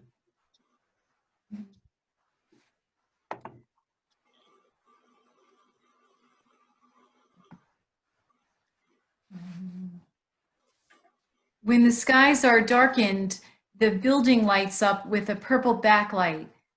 Would you consider that a sort of signage or attention grabber to potential customers? Well, yes, I would say it is. But again, from one direction, by the time you get up and crest the hill, that light or attractive light that you may see, the purple glow, is you're almost beyond the building. You'd have to make a quick right in there for that to be effective, I guess. This is Member Curran. I travel up and down that street almost daily, and ever since we had our meeting last month and I knew you were going to be here for your public hearing, when I'm traveling down, I am looking to see where can I see the Taco Bell. And when I'm heading west, I'm up at Burger King and I can see Taco Bell. So at nighttime with the purple backlight, that's much more obvious. When I'm heading east, I can see the Taco Bell when I'm at Ted's Fish Fry. And if you miss the entrance, the first entrance, there is another entrance into the plaza right after that if someone wanted to go in and come around, they could get into Taco Bell there. So that's just what I've been observing when I've been traveling up and down the, the street there. Yeah. Respectfully, I understand what you're saying, and I think from a business standpoint, if you're looking for the Taco Bell, you will see it, and you'll see it at a certain point. But what we're trying to capture is not the person that's looking for us; it's the person. The signage, the street signage, what it does is it puts an impression. You have an impression, and each time you go by, there's another impression, and it puts it more top of mind. So you end up having that. Oh yeah, Taco Bell's always on my way home. It's not just, if you're looking for us, you'll find us. We're trying to capture the customer that may just be hungry and not realize that we're there. But I understand what you're saying. If you are looking for us, and you know which side of the road we're on, you can find us. This is Member Manello. I have a question. How did you come up with the 9-foot sign height? Because I know the Taco Bell in North Greenbush, that's a very tall sign. It's probably 15 feet on a pole. And then the Taco Bell on Wolf Road is very short. It's maybe only 4 to 5 feet tall, very similar to the height of the Pioneer Bank or Sunmark sign. So I'm just wondering how you came up with that sign. I believe the Pioneer Bank actually has a sign on the monument sign to the plaza, and they have their own sign. But I'm just wondering how you come up with the height of the sign. Is there a study on that, or how did that come about with being 9 feet?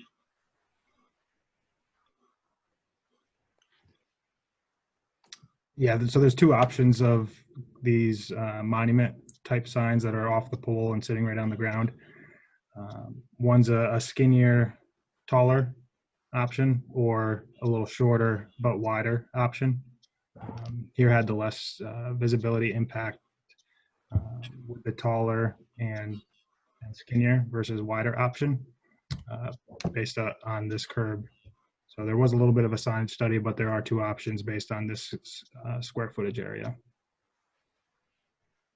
And Member Manello, again, do you think the Brunswick Plaza monument sign is going to block your sign at all? Is it going to cut down on the visibility to that? Because I see that they're almost kind of like in the same line of sight. Yes, Tim Freitag with Bowler. We actually went out to the site and looked at that, and it's definitely a unique section of road where the road here starts to turn as you're approaching from the west going eastbound. You're coming up to a slight left turn, so the proposed Taco Bell sign will stick out in front a little bit of the Brunswick Plaza sign and not interfere with each other. Member Manello, thank you, Tim. My pleasure. Chairperson Clementi, just to reiterate a point that was brought up by Member Schmidt in regards to the COVID health crisis that the nation is in, how would you reasonably measure an increase or a change in your sales if the proposed sign were installed as we open up and come out of the restrictions that have been placed on restaurants?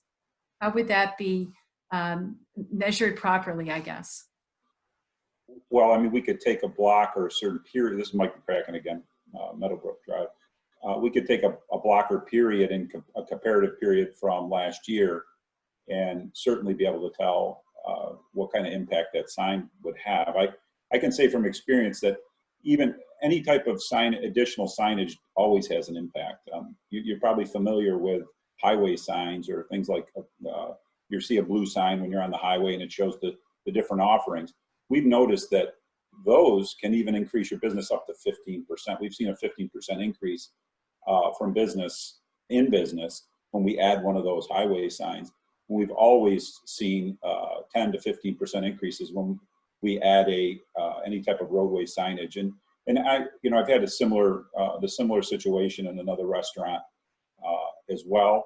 And I don't have those comparative numbers now, but I can tell you that it's more than 10%, sometimes as much as 15%. That's quite an impact in a market where we're struggling a little bit.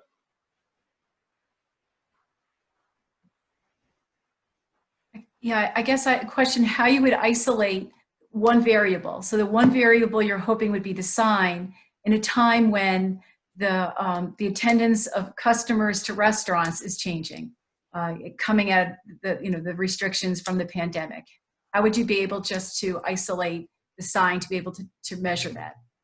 Well, this is Mike McCracken again. And so since COVID, and I don't know if I mentioned this in the last meeting, the initial impact from COVID was severe. Our first week or two during the shutdown, we were down 30-40% per restaurant. We've since leveled year after year. Business from last year, this is actually exactly the same. We're within a few percentage points. It's just that all of our dining business is now going through the drive-through. So it is fairly comparative. The business model is changing. There's not people, and I see this going forward, is that there won't be as many destination type customers. It's going to be more drive-through customers. They're even starting to change the design of the Taco Bells going forward to adapt to this new world that we're living in. But our numbers are fairly consistent from last year, even through the COVID. We only had a downwards for about 3 weeks. It went down and then it kind of rebounded. And now we're looking across restaurants. We're about where we were last year with the dining rooms open, because people have gotten used to just going through the drive-through, using Grubhub, delivery services, and the like. So, that road pass by trip is even more important, because there's less likely to be as many destination type customers. Chairperson Clementi, thank you, Mr. McCracken.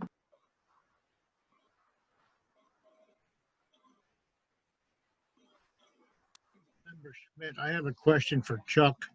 How would this sign, if approved, affect the total number of square inches of signage on the building or for the building?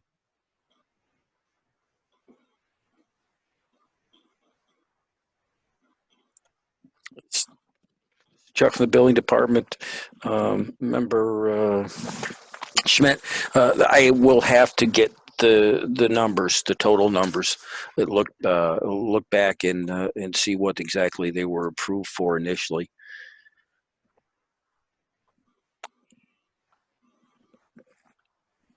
Member Schmidt, Attorney Gilchrist here. That's a note that I had made as well, which was my recollection, and we certainly should confirm the record, is that on the prior sign variance application, there were variances issued for wall signage for this location.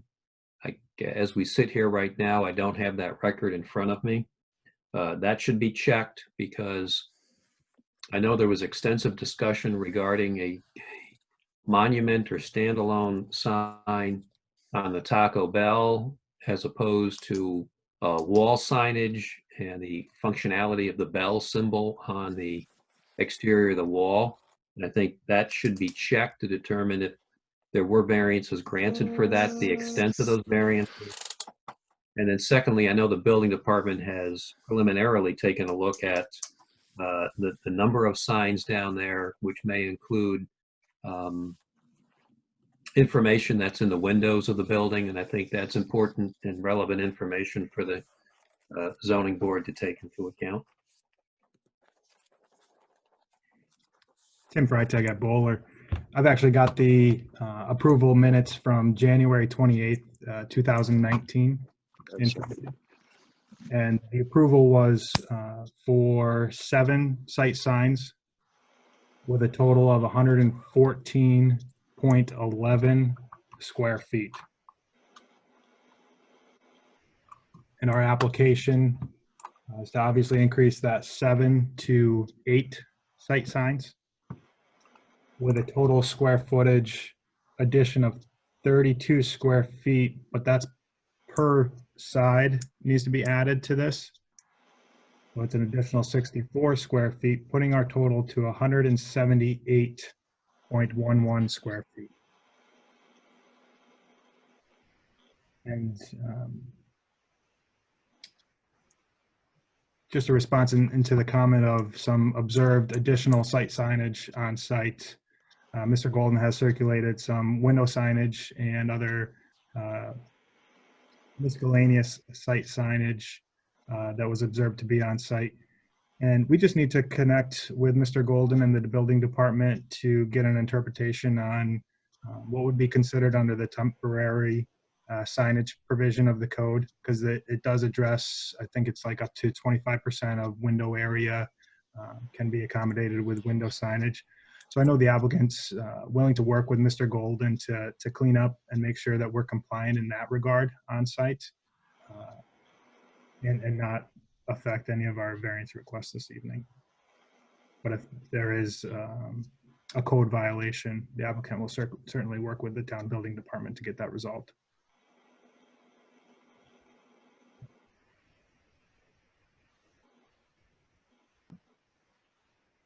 Right, I think we've all seen those pictures. There were signs that were in the building's windows and also coverings on boulders, I believe, outside.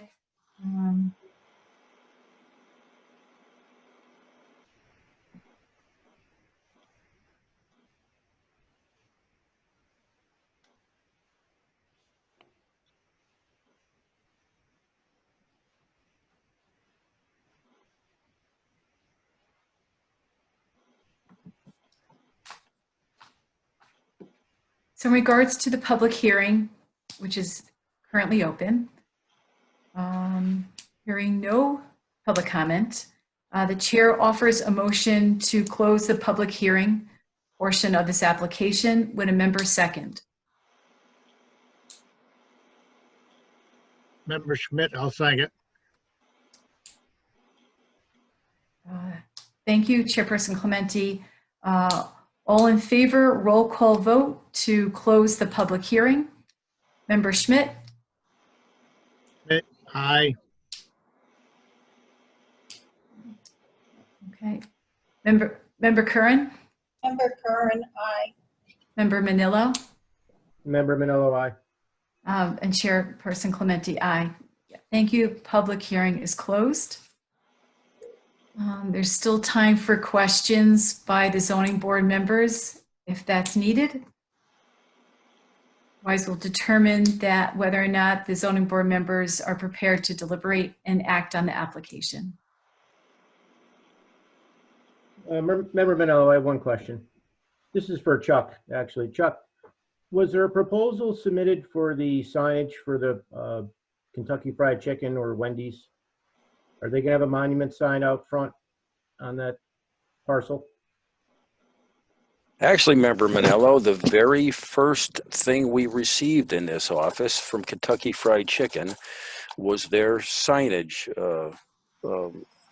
application, or not an application, but just what they had expected for signage. And a gentleman had contacted us about their opening day banners and everything they were planning on putting out there, which I kind of thought it was a little premature for that, in that we hadn't even gotten a building permit or actually approved where it was supposed to go.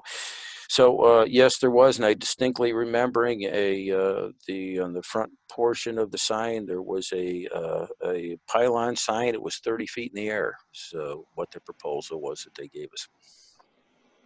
And Attorney Gilchrist here, if I could respond as well. Those proposals also include an application to subdivide certain parcels. We've heard tonight that the Sunmark building adjacent to this Taco Bell has a monument sign, and the reason for that in large part is that it does set on its own separate lot, and as a separate lot has the ability to have its own signage analysis. And still, I agree with the building department, somewhat premature on the proposed projects down Hoosick Street, but I know in part that application does seek subdivision of the parcel. Here, it's important to note that this property does remain part of the planned development district of the overall plaza. It's part of the same lot, and that's how the application was processed. Chairperson Clementi, thank you, Attorney Gilchrist. Before we go any further, Attorney Gilchrist, is there any other considerations that the board should be looking at this time? Are we missing anything? I do have one question. If the applicant is aware of this, it really does speak to the underlying property owner, but that is, there was a condition on the Plan Development District amendment allowing for these facilities to transfer a parcel of land adjacent to Hoosick Road to the state of New York. It's shown on the site plan. I know the property owner came back to the Brunswick Town Board seeking amendments, seeking extensions of the time to get that transfer completed. It's my understanding on the record that the time within which that transfer needed to be completed has expired. And the question is, has title to that sliver of land adjacent to Hoosick Road along the Hoosick Road corridor been transferred in fee title to the state of New York? I can't, this is Mike McCracken again, 7444 Meadowbrook. I know that the gentleman that I would deal with from Nigro, he is since not with the company anymore, Steve Powers. And he had indicated that it was a go, that that they had signed the paperwork. All I remember hearing was there was some question about the road improvements and maybe who was going to do the road improvements. But it was my understanding that they did what they were supposed to do. But I can't confirm that. I have no absolute way of confirming that in this meeting. But he had indicated to me that they had gone ahead and done it. But I didn't hear Certainly. Whether it actually and I can note that I did serve as counsel for the town board on the PDD amendment, and I know there was a condition attached to that amendment. And certainly the last information that I had, I believe it was at the close of 2019, that the land had not yet been transferred. They were still waiting for some action by New York State DOT. And I certainly don't have any information that that land transfer was completed. I'm not sure anything has been provided to the town of Brunswick. Is the building department aware of the status of that parcel? This is Chuck from the building department. We have not received any information that had gone through.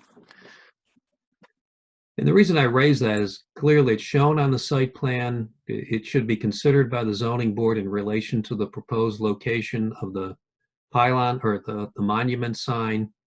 That was specifically identified in the PDD review process on the amendment to allow these facilities to allow for future road improvements, to continue the 2 lanes heading in an eastbound direction along Hoosick Road, rather than having that little bit of a neck from a 2-lane back to a 1-lane, back to a 2-lane in the eastbound direction on Hoosick Road. So that was a fairly critical portion of that PDD amendment review. And I think it is relevant information for the zoning board to know whether that land has been transferred and how it would relate to the proposed monument sign at that location. I will note that in the Brunswick zoning law, there is a provision that does prohibit the zoning board from considering or acting upon the variance application if there are any outstanding violations. This is something that the building department should look into to determine whether that condition attached to the PDD amendment has in fact been complied with, or if there is an existing violation of failure to comply with a PDD amendment condition. I think that is very relevant on this application, and the zoning board should know the answer to that. Not simply from a compliance standpoint with the building department, but from a use of that sliver as potential road improvement in relation to the proposed location of the monument sign.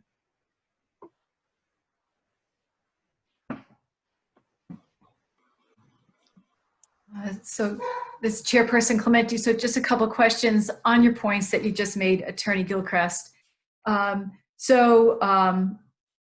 that parcel of land potentially could be used for road improvement, could then the signs on that, existing signs on that land be taken down for that purpose for road improvement? And I have another question.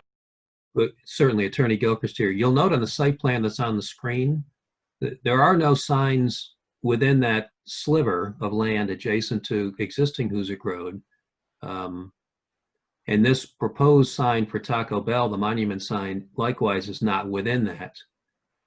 But I think the zoning board should consider the location of the proposed monument sign not in relation to the existing travel lane through there, but in relation to the what will be the lot line of the Plaza PDD upon transfer of that sliver to the state of New York. That's the point taken there. It's not just a compliance point on complying with the condition attached to the PDD amendment, but it is relevant on the proposed location of the monument sign in relation to potential future road improvements there. I think it's also relevant information for the zoning board.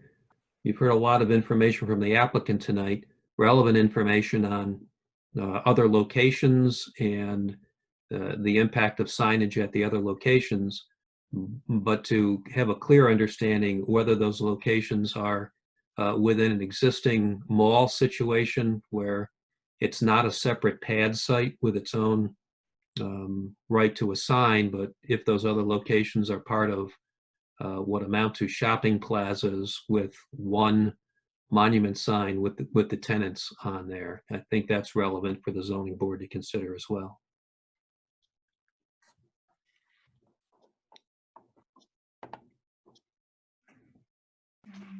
This is Tim over at Bowler. I'd just like to chime in on the setback of the sign in relation to that DOT expanding right away. And then Mike, I don't know if you're able to speak a little bit more on the similar site locations and if they were part of, mall developments or not. But in regards to that DOT sliver of land that's being transferred, I'm not aware whether that has been completed or not to this date. But you can see that sliver of land here on that site plan, right in front of our proposed red sign location. Here we've got a very tight sliver of green space available for our sign. Whether that right-of-way dedication has occurred or not, we're not able to move our sign location. Positioning that sign 15 feet from that new property line would position that sign within our drive-through. You can see that the property line gets very close to that drive-through entrance radius, maybe 2-3 feet off as well. So the sign would stay in the location where it's currently proposed. All signage, conduit, electric, and foundation would remain on the applicant's property, but the setback would get smaller if we're pulling it from that new property right-of-way line versus what we currently believe to be the existing property line of where we're pulling the 15 feet today. And this would be similar for Sunmark sign and potentially the Plaza sign, is that those signs would get closer to that new right-of-way line. So just unfortunately, we don't have the adequate room to move that sign if that right-of-way does change, and it would also potentially block more visibility to that existing Plaza sign if we pull it closer to that sign as well. This is Mike McCracken again. I was just looking over the comparative analysis that we put together, and of the restaurants that I mentioned that were built recently, and they're in the rural, smaller markets, Central Square is part of a bigger overall development with a shared driveway. Oswego is a standalone pad. Fulton is a larger development with Plaza with a shared driveway. Auburn also is a shared driveway into a multi-tenant Starbucks, Walgreens, and then Cortland is a standalone. So it's a mixture. What I provided you, there's differences there. One other note I would say about the location of the sign, as Tim said, the Sunmark sign will end up being pretty close, but also the curvature of our drive-through, which is existing, looks to be like it might even be a little closer than where the sign is going to end up. So yeah, there is that adjustment would create some changes to setbacks, but I think the sign could exist there and still look like the rest of the signs going up and down the street. Again, as far as the deed on that sliver, I can't speak much more to that. I could reach out to Nigro and find out what's going on with it, but In my conversations that I had, I was under the understanding that they did sign all the paperwork and hand it over. Whether or not DOT took title to it or not, or did the action they had to do to file it or record it, I do not know.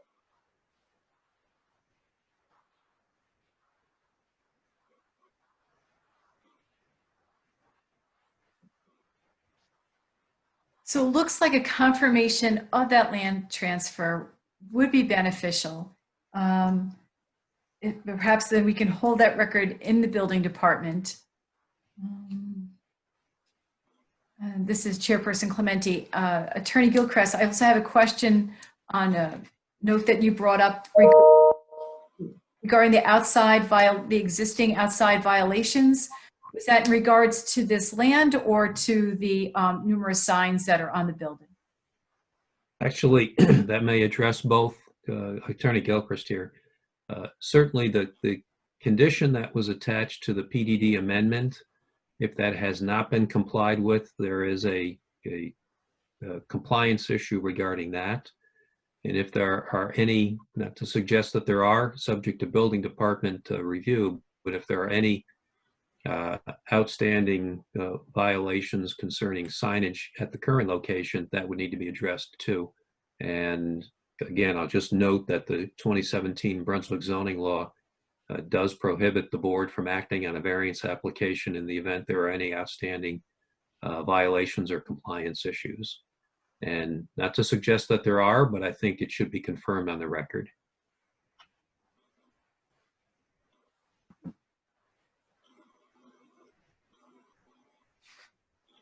So, Chairperson Clementi, thank you for that clarification, Mr. Gilchrist. So to the building department, Mr. Golden, at this time, do you have any open records or open outstanding violations on this property at this time? This is Chuck from the building department, and no, we do not. Thank you.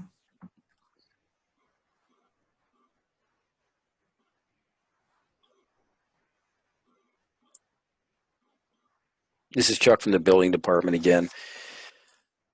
I have to admit, one of the things that I had first noticed about this site is when I went down there at night, and people made the comment that it kind of looked like Las Vegas. Would you consider the indirect lighting or the LED lighting on the backside of that lattice work as part of the advertisement for Taco Bell? This is a question to the board. Before the board responds to that, Attorney Gilchrist here, that's something that first should be reviewed by the building department. That is an initial interpretation of the sign law by the building department. And if there is anyone aggrieved by that determination, they do have the right to appeal that determination to the zoning board. So I do think it's premature for the board to weigh in on that until there's a final determination or interpretation made by the building department. This is Chuck from the building department. I was just kind of, I just, when Member Curran said something about seeing that lighting, that was the only, if that had that effect on her, I'm not certain if purple is a color of Taco Bell. That's what struck a nerve with that. So I will do that research and get back to the board.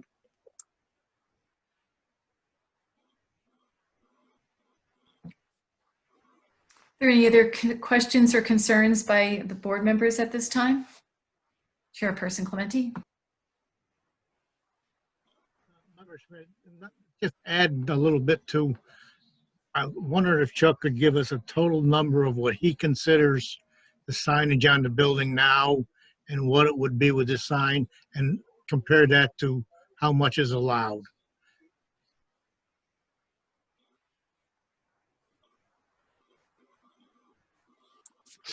This is Chuck from the building department, and with everything that I had added up, that added roughly another 100 square feet. And currently at 178, that would bring you to 278.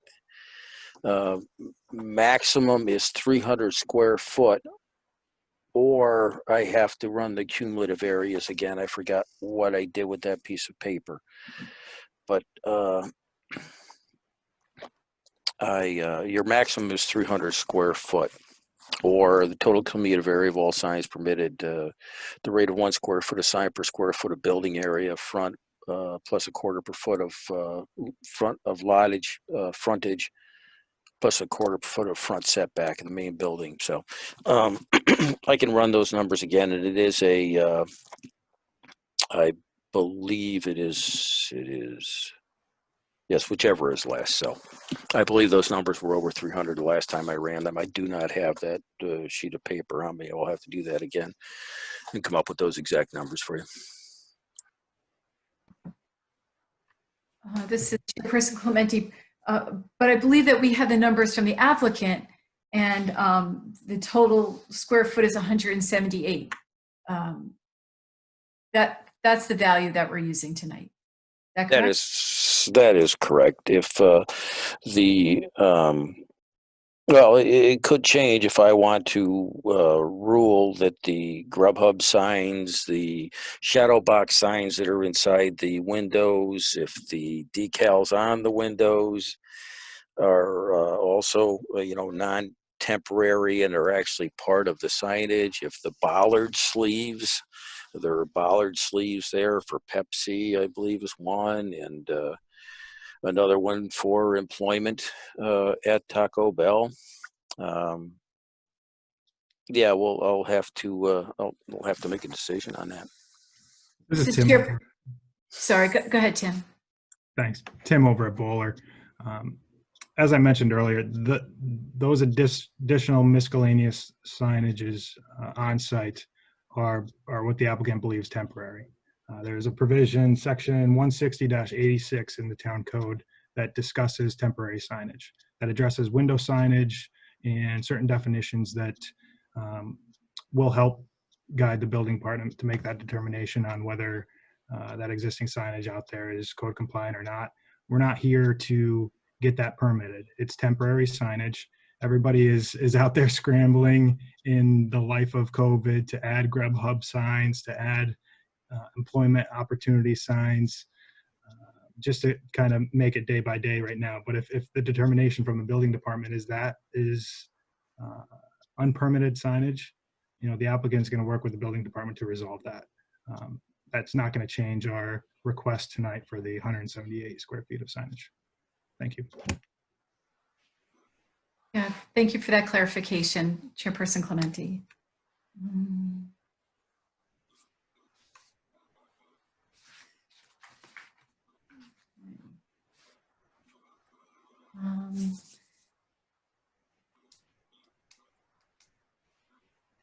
So moving on, Attorney Gilchrist, this is not a residential application.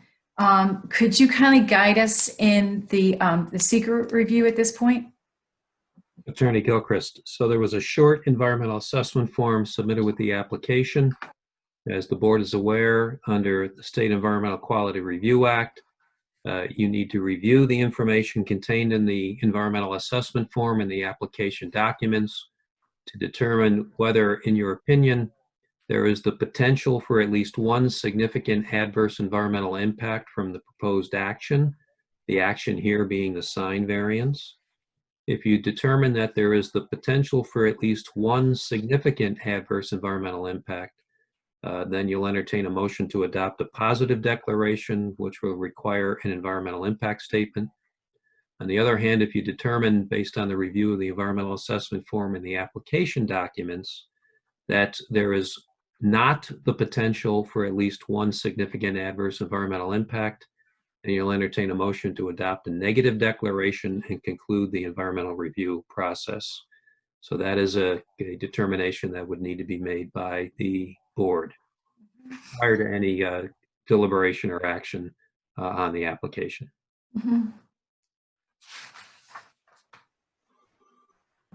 Chairperson Clementi, thank you, Attorney Gilchrist.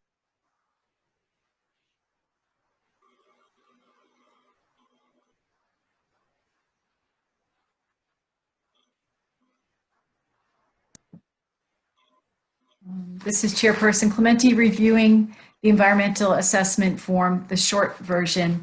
I would say that there's no significant environmental impact on the proposed sign.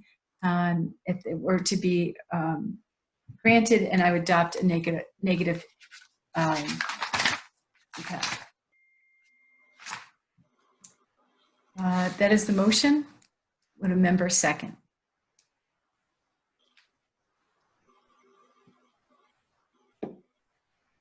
Member Manila, I'll second. Chairperson Clementi, thank you. We'll do a roll call vote. Voting on the negative declaration. Member Schmidt. Aye. Member Curran. Member Curran, aye. Member Manillo. Member Manila, aye. And Chairperson Clementi, aye. Thank you.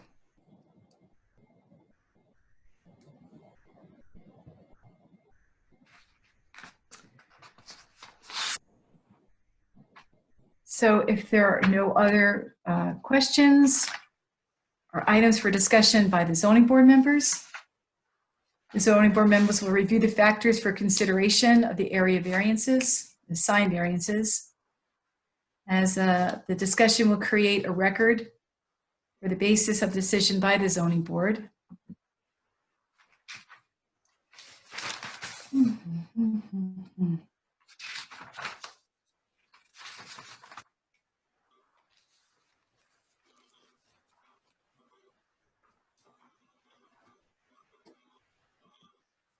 And then just to restate, there are 3 variances.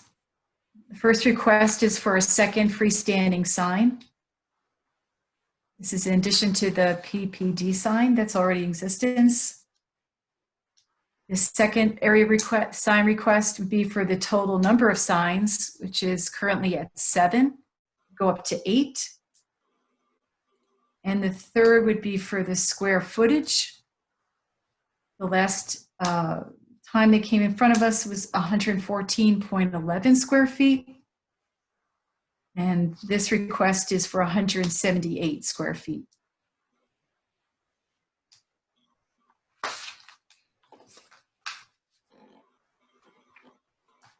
Okay, so then we'll go through our factors. We're asked to explain how no undesirable change will be produced in the character of the neighborhood, nor a detriment to nearby properties created by granting the area variance.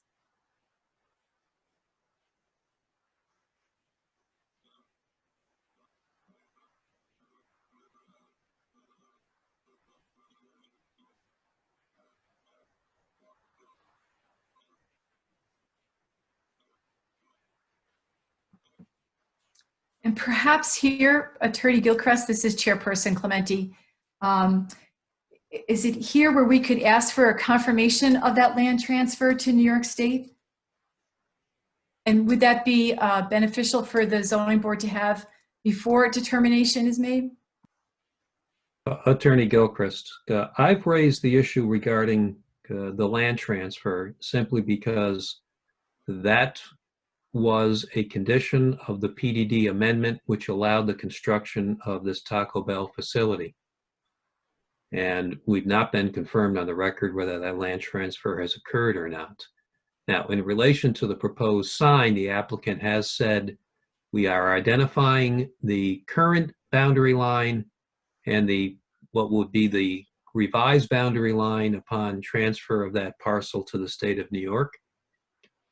But regardless, the sign location will not change. So in terms of where the proposed monument sign will be located, the board does have adequate information in front of it as to where it would be in relation to the potential future travel lane in that location. I will note for the record that the drive-through has been discussed. That was considered by the town board on the PDD amendment as well as the planning board on the site plan in relation to what would be the revised boundary along the Hoosick Road corridor, and determined that that was the appropriate location.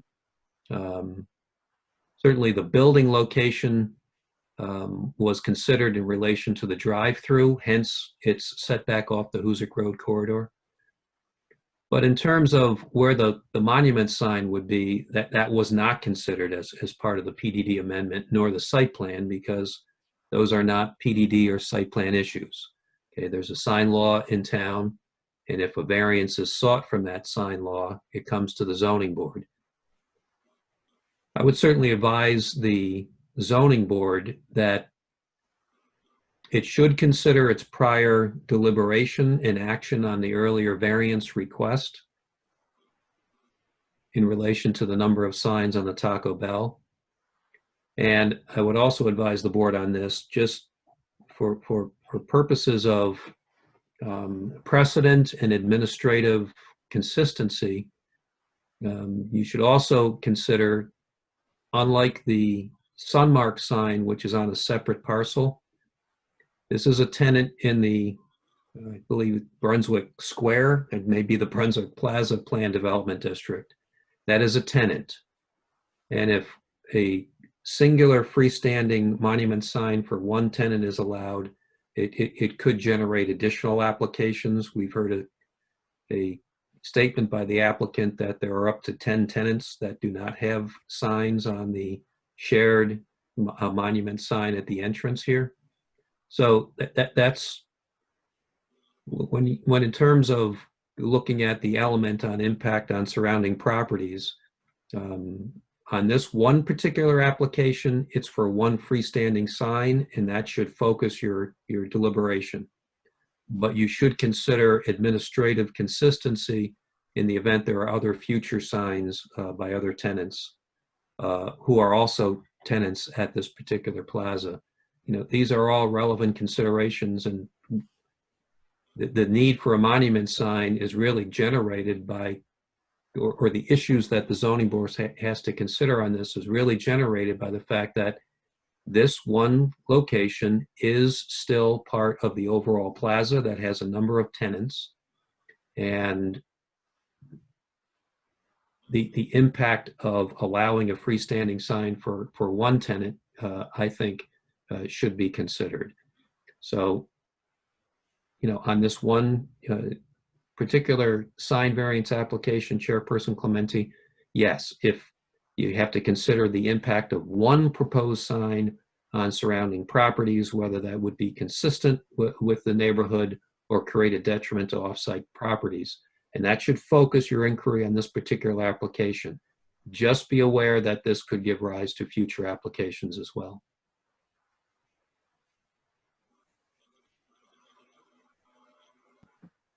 Thank you, Chairperson Clementi. Thank you, Attorney Gilchrist.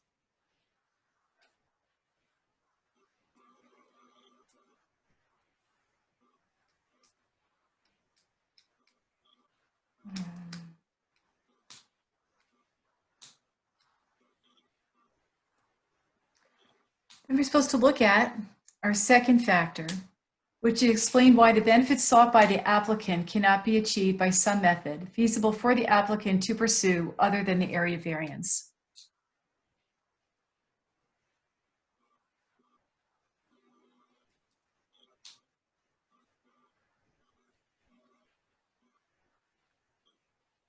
So the benefit, as described by the applicant, would be visibility.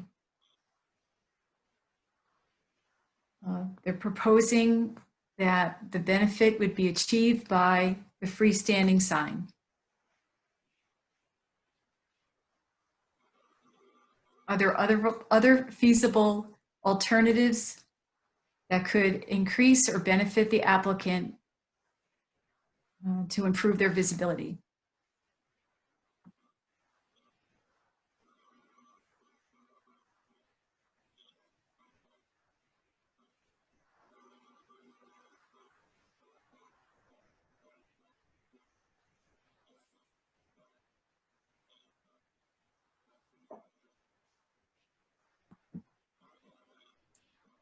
I do take some, this is Chairperson Clementi, I do take some issue with the landowner, with the main freestanding sign.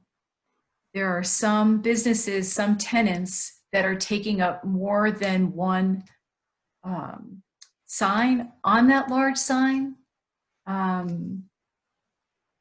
Just a point. I appreciate the applicant's discussion of their logo and how the logo attracts customers, but I do take issue with the primary freestanding sign and how it allows which tenants to be on it and which do not.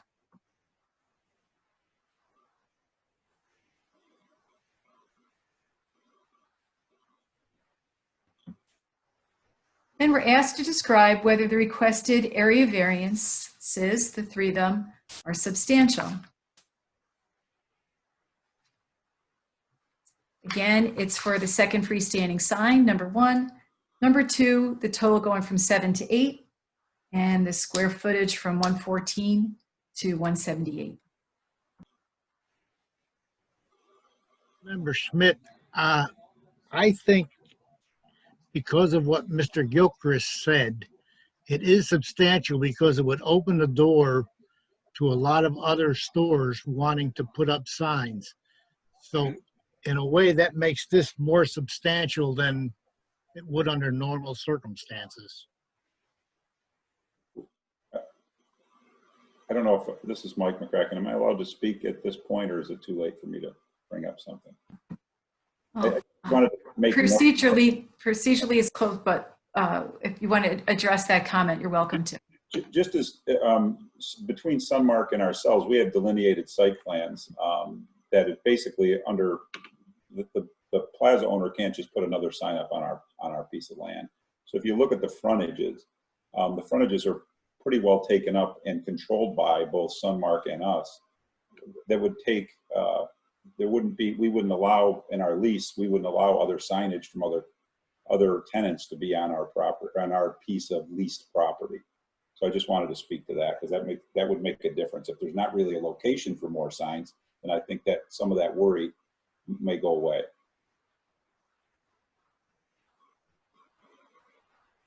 As Member Schmidt again, there's no reason they couldn't apply. I'm not saying it would fly, but they could apply to put a monument sign in front of each store.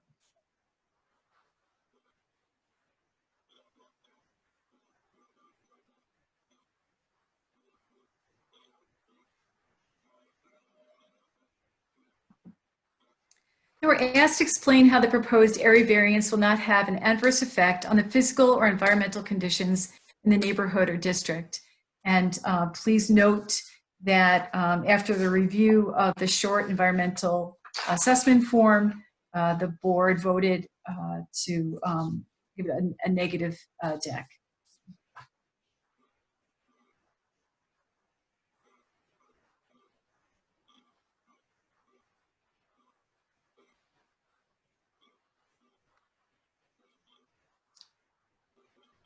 And then we're asked to explain whether the difficulty is self-created. And that if present, it constitutes only one factor to be considered by the board. It does not, if and of itself, act as a bar to grant the area variances.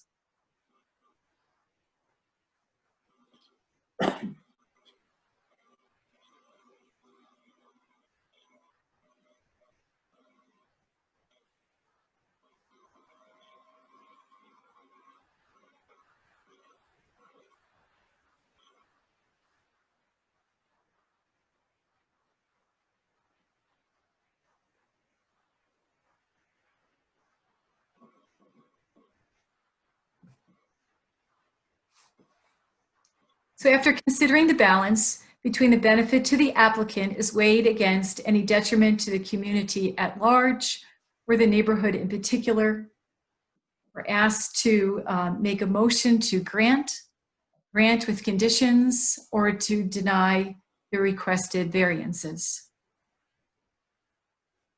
Member Schmidt, going back to what Mr. Gilchrist told us about the land transfer, I think we should postpone a vote until we find out whether that land has been transferred.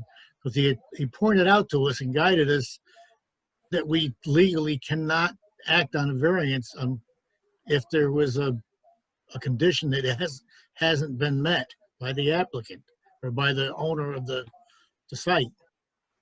Attorney Gilchrist here. I'll just clarify for the board members 2 points. One, I identified the condition attached to the PDD amendment that allowed this facility one of them was the transfer of land to the state of New York, as shown on the site plan. We simply don't know if that's occurred yet or not, so we're not sure at this point whether there is any non-compliance with that condition. And secondly, we did hear from the building department that there are no current outstanding violations from the building department's perspective. So right now, factually on the record, we can't determine whether there is any non-compliance with either the PDD amendment condition or anything regarding signage. There's simply not that information in front of the board. So when I reference the section of the 2017 zoning law that does speak to any outstanding violations, we can't state determinatively on the record whether there are or not. We simply don't know.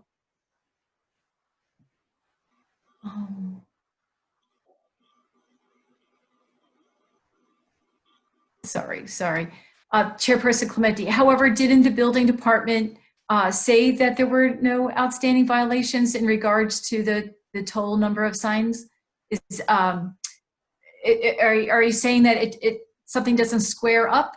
That the visuals have shown a variety of signs being on the bollards or in the windows, but then there are no outstanding violations? Is that a difficult point right now? No. Attorney Gilchrist here. Let's be clear. The board has been provided with those photos from the building department, and we heard the building department state tonight that there are no outstanding violations. That's a determination made by the building department, not by the zoning board, nor by the zoning board's attorney. Okay, so that part is clear on the record. Okay, I raised the issue of the condition attached to the PDD amendment. That likewise is a requirement of the town of Brunswick concerning this project. We do not know on this record at this point factually whether that has been complied with or not. The applicant does not know that. The town of Brunswick, to my understanding, does not know that. If the board's inclined to move forward and act on this application, certainly that will need to be addressed. It could be addressed through a condition, but I will tell you, as counsel for the town board on the PDD amendment review process, the identification of that sliver was coordinated with the applicant's engineers, with the New York State Department of Transportation, and with the town board. And that was an important factor in considering approval of the PDD amendment, allowing this facility to the extent of attaching that as a condition to the PDD amendment approval. That time frame within which to comply with that was extended at least 2 times by the town board. And as I sit here right now, I don't know if the town has been provided any proof that that title to that sliver has been transferred to the DOT or to the state of New York. All I can tell the board is that was an express condition of the PDD approval for this project. If the board's inclined to move forward and act on this application, certainly a condition that the board should consider is confirmation that that land transfer has occurred. And if not, the town should move forward and make sure that that condition has been complied with by the underlying fee owner. We've got an application that's been signed by the underlying fee owner seeking the sign variance. We've heard nothing directly from the fee owner on this application, and the board does not have any information on whether that land transfer has occurred. That's simply the state of the record before the board right now.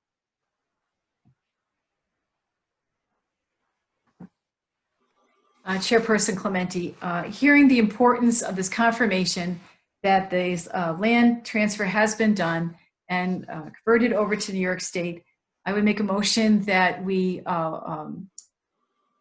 take the time to wait for that before going ahead and granting these variances. Any discussion on that from the zoning board members? If not, I would entertain a second. Member Schmidt, I'll second that. And could I add that if that land transfer does take place, will they need a setback variance?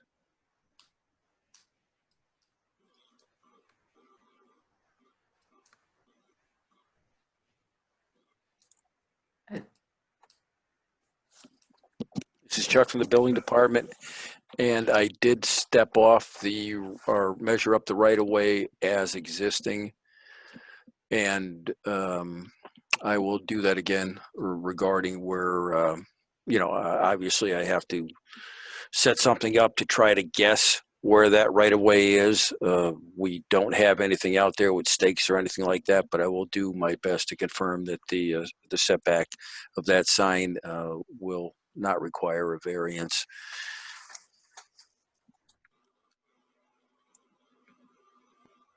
Thank you. This is Chairperson Clementi, a question for Attorney Gilchrist. You mentioned that the date for the confirmation of this land transfer was postponed twice. Could you kindly give us, if you have, the original date that was requested? Attorney Gilchrist here. Now you're taxing my memory. It was some I don't have that. That's okay. I don't have that in front of me. My best recollection, subject to check, is that the last requested extension ran through December of 2019. Okay. And that I know previously there may have been at least one, possibly two 6-month extensions. Could I ask a question of the Attorney Gilchrist? Of course. As it relates to the transfer of the piece, if Nigro has signed signed the title over to the DOT, which I'm under the understanding that they have, but the DOT simply hasn't accepted it yet or filed it yet, would that still be? Is that something? Because I'm of the understanding that Nigro has done that. They've done what they were supposed to do. But the DOT is reviewing it, and their review process is very lengthy, and I just think they haven't taken title yet. I don't think it has anything to do with Nigro any longer. Well, we'll certainly take a look at whatever could be submitted by the underlying fee owner. That is exactly the basis for the earlier multiple extensions on the time to transfer the land, which the town board took into consideration on granting those extensions. We are well beyond the original approval, which attached the condition, which gave a period of time to get that completed, and there have been multiple extensions, all based on DOT is still reviewing this. So if that information can be submitted by the underlying fee owner, that can certainly be reviewed, but that is something that the town board heard well over a year ago.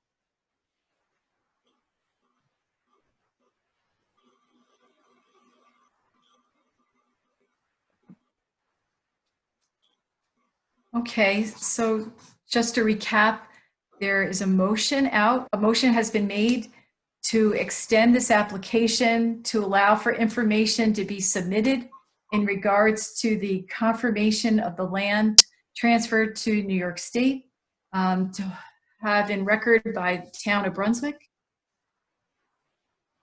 Is there a second? Would a member second? This is Member Curran, I second. To a roll call vote, all in favor of that motion? Member Schmidt? Member Schmidt, aye. Member Curran? Member Curran, aye. Member Manillo? Member Manillo, aye. Chairperson Clementi, aye. So This is Chuck from the building department. I will start researching this tomorrow to see if I can find what the status is on this. If it is still on hold with the New York State, does that mean that this cannot be acted upon until that is cleared up, or do we, go through the extensions which we had done previously? Because I believe this was contingent upon the certificate of occupancy for this restaurant, for this to be to this to be done, and it dragged on. And I just want to know if the status is still in limbo. Does this mean that the board can't act upon this? Attorney Gilchrist here. We'll review that legal issue, and then we can advise the board. Thank you. This is Chuck. Thank you. And Chairperson Clementi, thank you. So let's consider placing this application on the October agenda, the October 19th. We'll await the information from the building department. Chairperson Clementi. Yes. Question for clarification. Tim at Bowler. Mr. Schmidt's comment earlier, I think, went unanswered, and I kind of have a similar question about the setback. So with or without the right-of-way, we're very constrained on where we can position this sign to not interfere with the other signage on site and the drive-through. We're not going to be able to move that sign anywhere else. Right now, we're 15 feet compliant to what I would call the old property line and not what's being dedicated to DOT. If we're not to come back until that process has been filed with DOT, that is going to be our new property line, and we're looking at about 5 feet offset. My understanding is the code requirement is 15 feet, thus putting us in a position of an additional variance request. I will add that 5 feet is more than what the drive-through currently is at about 2 or 3 feet. You know, it'll be similar to what Sunmark and the existing plaza sign are set back from that new right-of-way, but that could add a new variance to this mix here. And how would that be handled?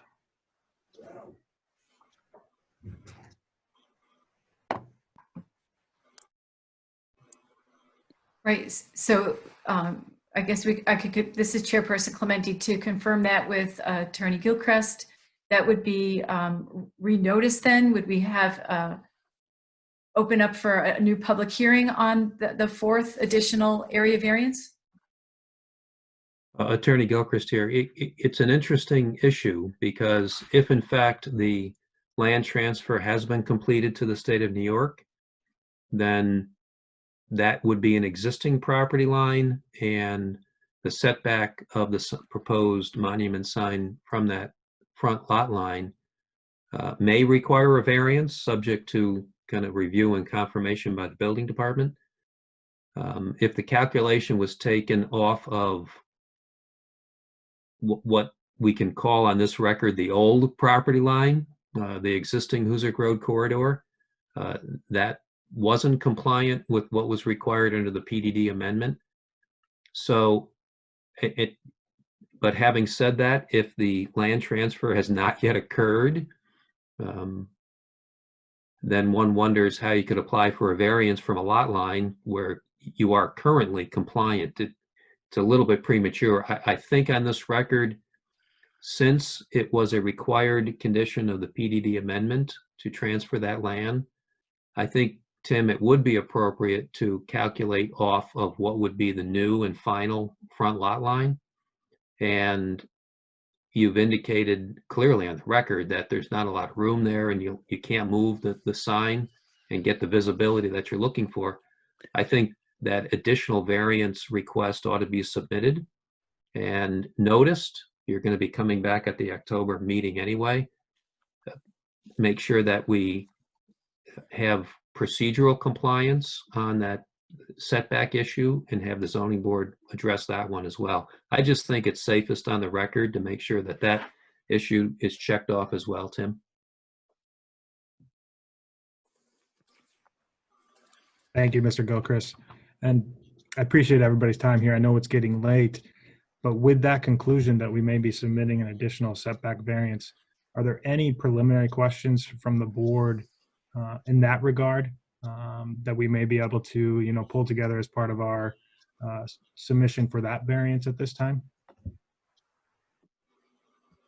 Because this is Chairperson Clementi, would there be any consideration of moving the monument sign to the left of the drawing, so closer to the bend of the drive-through, or does that not work with your calculations on like the distance visibility? Tim at Bowler. On this plan, it's really faint to see that existing plaza sign, but you can see it. It's kind of underneath 3 liters heading to the drive-through menu board. Okay. And as we start shifting to the left, plan left, we get more in front of that existing sign and start blocking visibility to that existing plaza sign. We're really threading the needle here from site visibility lines in our location, hence the concern we have of trying to move that in any direction.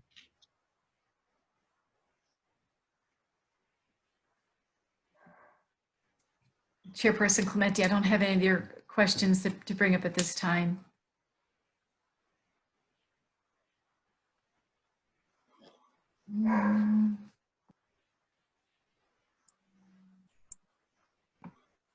So thank you. It is getting late on this, and we do have new business to cover. So if we all understand how we're going to proceed, thank you for your participation tonight, Tim Freitag, and we look forward to seeing you in October. Tim Bowler, thanks so much for your time this evening. We appreciate it. Thank you. Thank you, Mr. McCracken, as well. You're welcome. Thanks.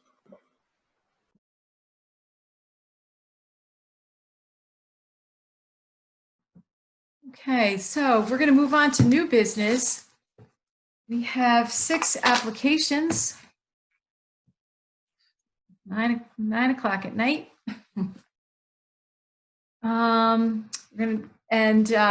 As stated earlier, going over the agenda, 394 Pinewoods, 29 Norfolk, 1 Seneca, 29 Killock, and 660 Hoosick Road. So we'll begin at 394 Pinewoods Avenue. Mr. Palmetto.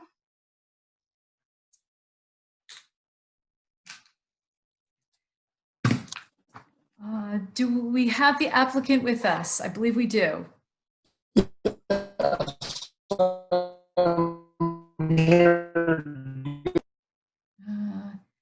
Mr. Polito, how are you hearing the applicant?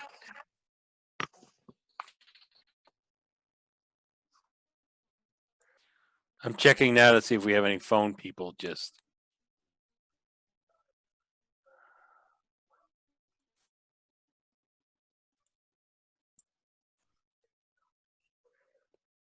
I know he's been in and out, but I don't see him right now.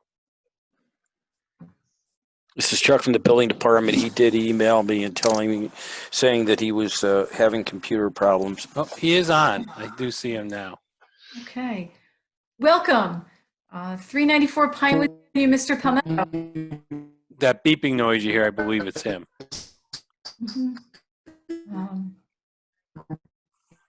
So Pat, the moderator, this is Chairperson Clementi, I'm gonna leave it up to your discretion whether or not we have a good connection to proceed. This is Pat Polito. I can see him now, but I don't hear him. Right, so Maybe you want to move on and we'll come back to him if he figures out his problem. I would say so. Try to call in. Okay.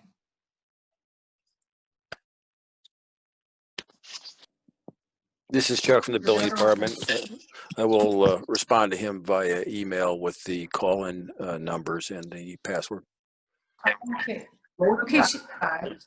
We called Spectrum. Yeah, if you guys can hear me, our modem died. We called Spectrum, but that's as best as I can do is on my phone. Okay.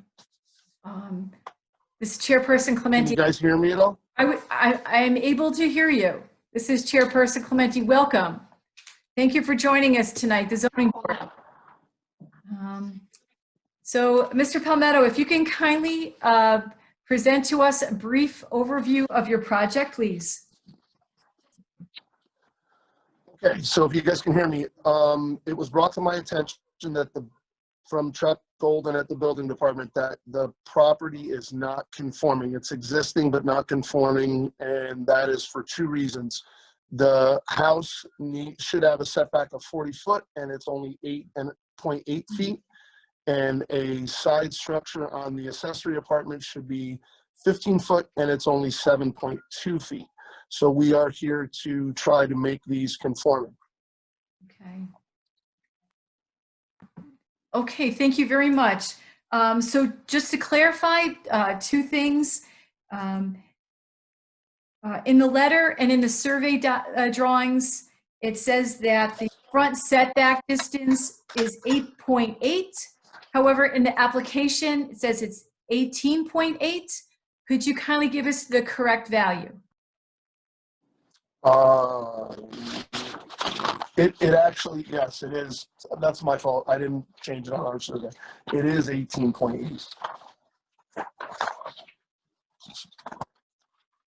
So it is 18, this is Chairperson Clementi clarifying, so it's this setback distance would be 18.8. Yes, yeah, my apologies, I apologize. Oh, no problem. It should be 18.8. No problem, no problem. Yeah, the one didn't print on the survey. Mm-hmm. Thank you, Chairperson Clementi. Again, just for clarification, so the two requested area variances would bring the property into compliance. This does not involve any new construction. Is that correct?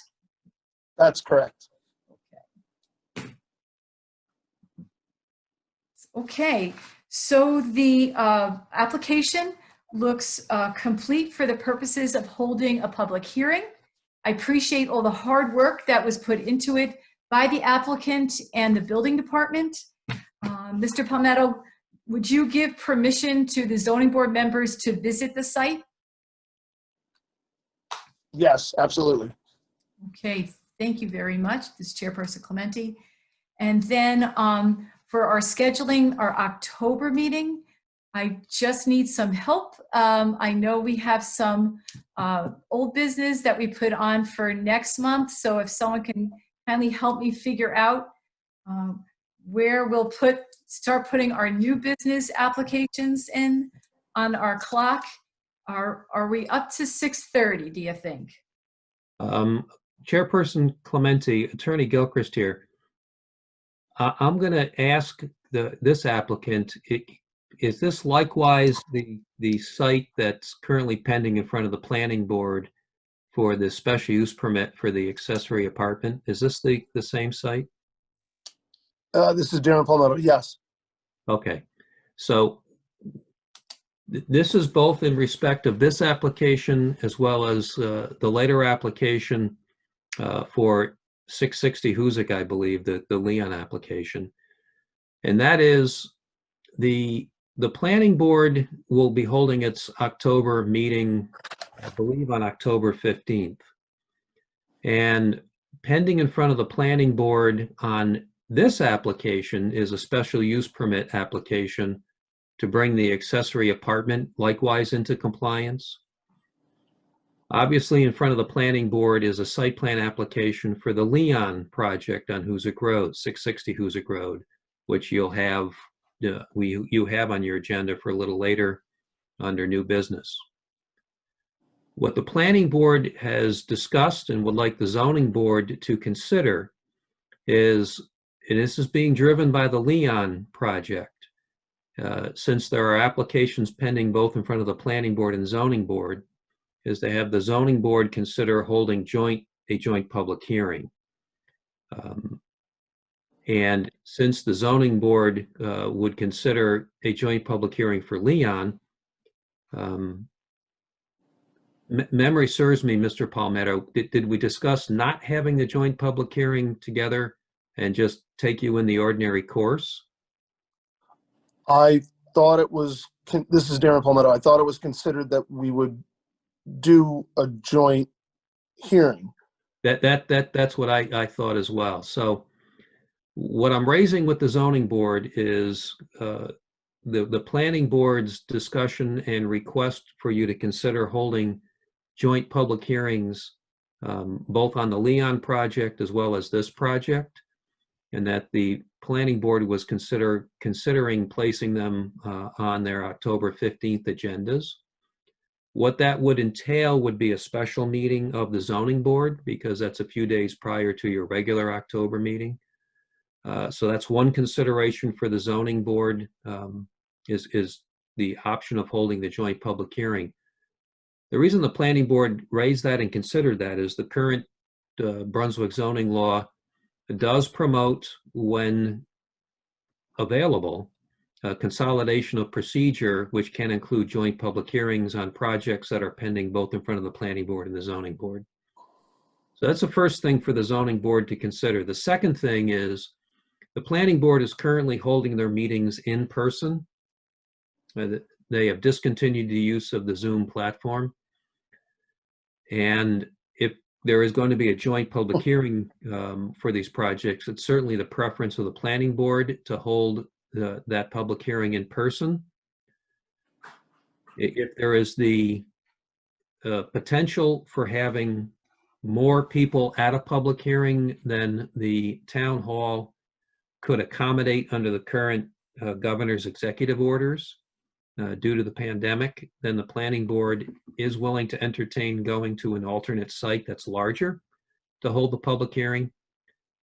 And the planning board asked me to raise these issues with the zoning board this evening, both on this application as well as the Leon application, and get the input from the zoning board as to 2 points. One, whether they would entertain holding joint public hearings, and two, whether the zoning board would consider participating in an in-person meeting for that purpose.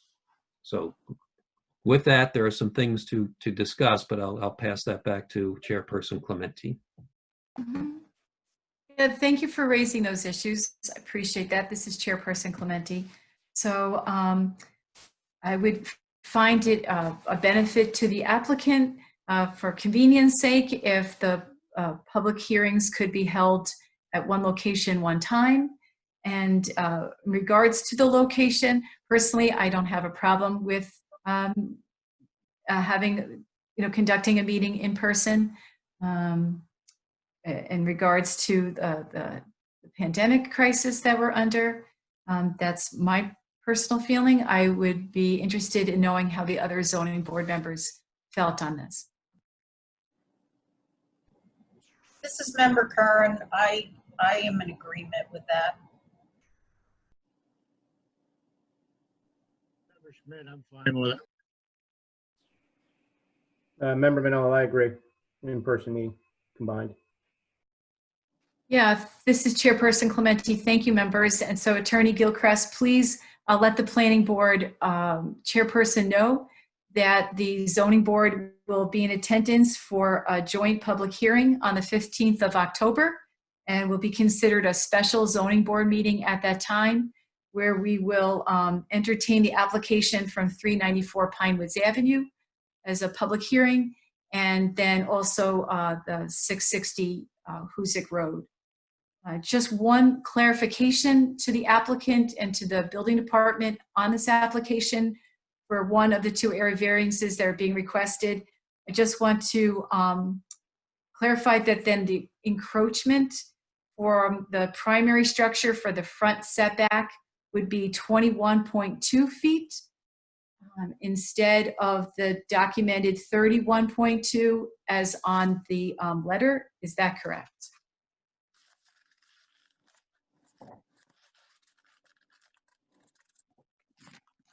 This is Chuck from the building department. That is correct. That is 18.8, and the applicant was correct. The one was not there, but that is 18.8. It would the house would be almost perpendicular with the road if it was actually 8 feet. Right. Chairperson Clementi here. Thank you for that clarification, Mr. Golden.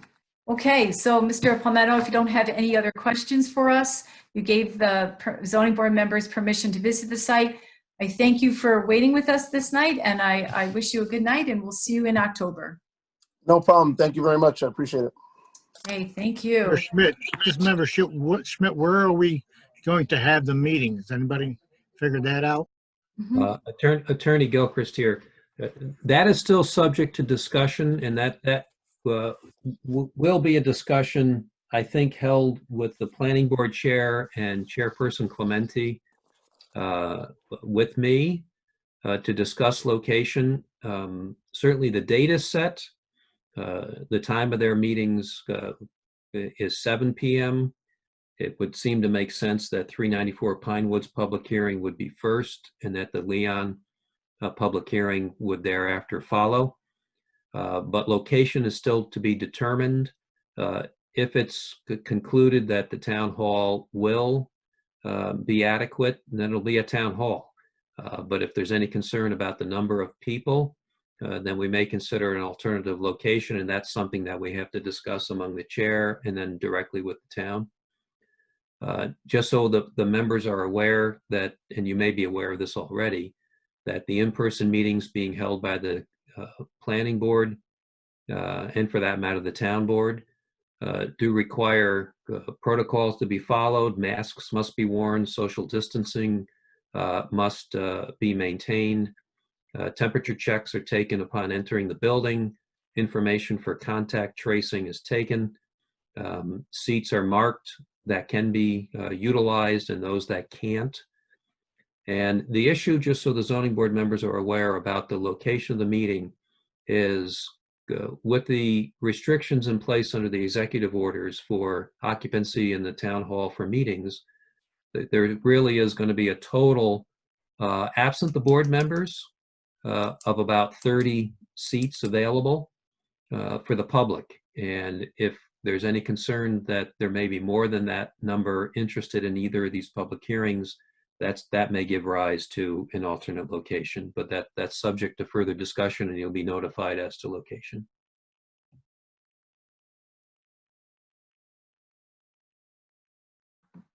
Okay, thank you very much. Moving on, 29 Norfolk Street, we have Thomas Sheehan.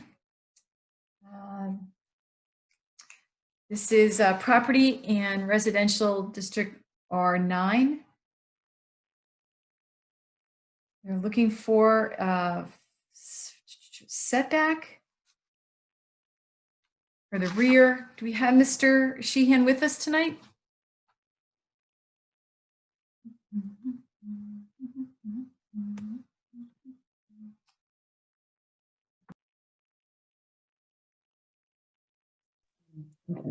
They have to unmute.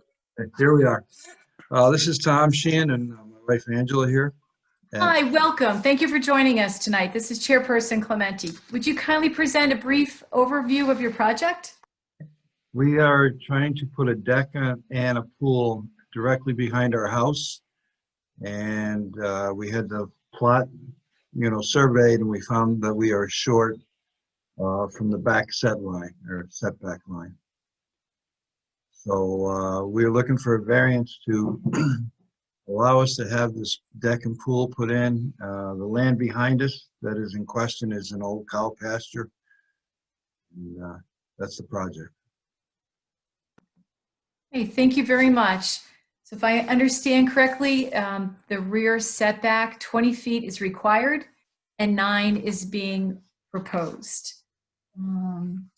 Looks like your application, Mr. Sheehan, is complete for the purpose of holding a public hearing, which we will do in October.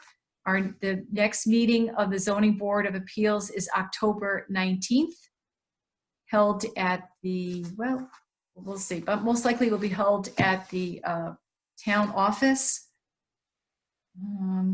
Mr. Sheehan, do you give permission to the zoning board members to visit the site? Yes, I do. Thank you very much. So in regards to time, potentially we have the Syracuse Hospitality Taco Bell showing up at the October meeting.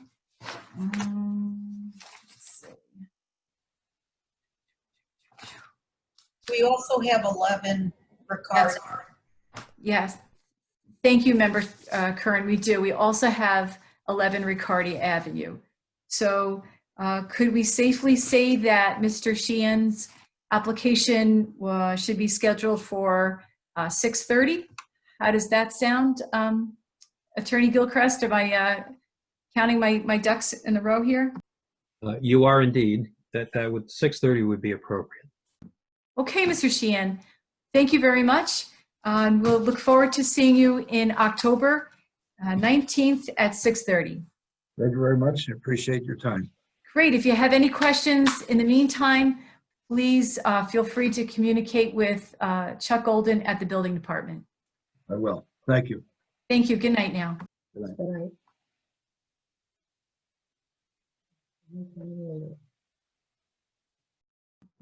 All right, our next application is 1 Seneca Street, zoning district R9, proposing a 4x20 deck. I believe we have, I have it here, Andrew Sell, who will be representing on behalf of the property owner, James Lattimore. Are you with us tonight, Mr. Sell? Yes, ma'am. Hi, welcome. Could you kindly present a brief overview of the project? Well, we're proposing building a 4x20 attached deck to the current enclosed porch on the left side of the home, as well as a shed roof overhang covering the wooden deck on the opposite side of the home. The area, I guess, is existing non-conforming, so any proposed construction within the area it needs to have an area variance to conform, I guess. Not really 100% certain on all the legalities behind it, but that's basically my understanding of it. Right, this is Chairperson Clementi. Thank you. I understand the explanation that you gave. So this applicant is requesting 2 area variances for a front yard and for a side yard. And as just been described to us, it is a pre-existing non-conforming primary structure. So thank you very much. We will hold a public hearing. As your applications are complete and ready for a public hearing, it'll be at our October meeting, which is October 19th, 2020 at 6:45. If there are any questions that you should have before then, please feel free to contact Mr. Golden at the building department. And do you, on behalf of the landowner, give the zoning board members permission to view the site? Yes, ma'am. Thank you so much, Chairperson Clementi. And have a good night, and we'll see you in October. Fantastic. Thank you very much. Thank you. Have a good night. Bye-bye. You too. Bye. Moving on, 29 Killock Avenue, zoning district R9. These are 2 area variances being requested, a front setback ×2, because, let's see, this is a corner lot. Penny Silliman, are you with us tonight?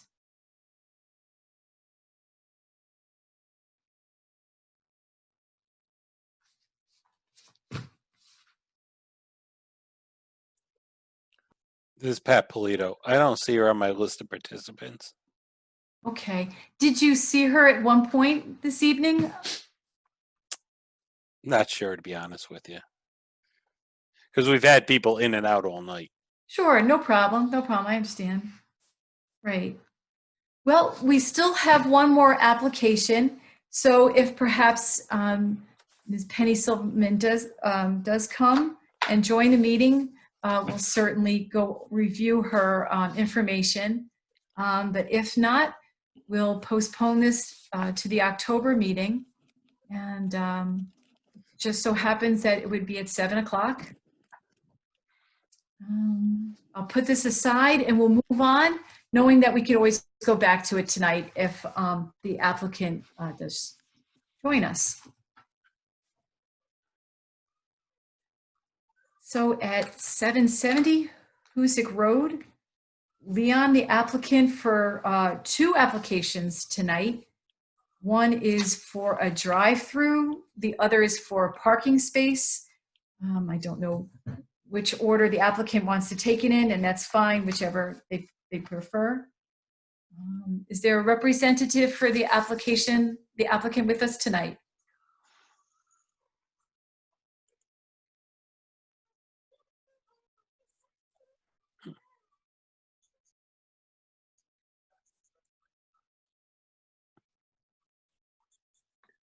Do we know the name of the person who would be doing it? It's Right. hi, this is Rob, attorney Rob Panashi. Jamie, I see Jamie is on. Jamie Easton is on. Maybe he's on mute.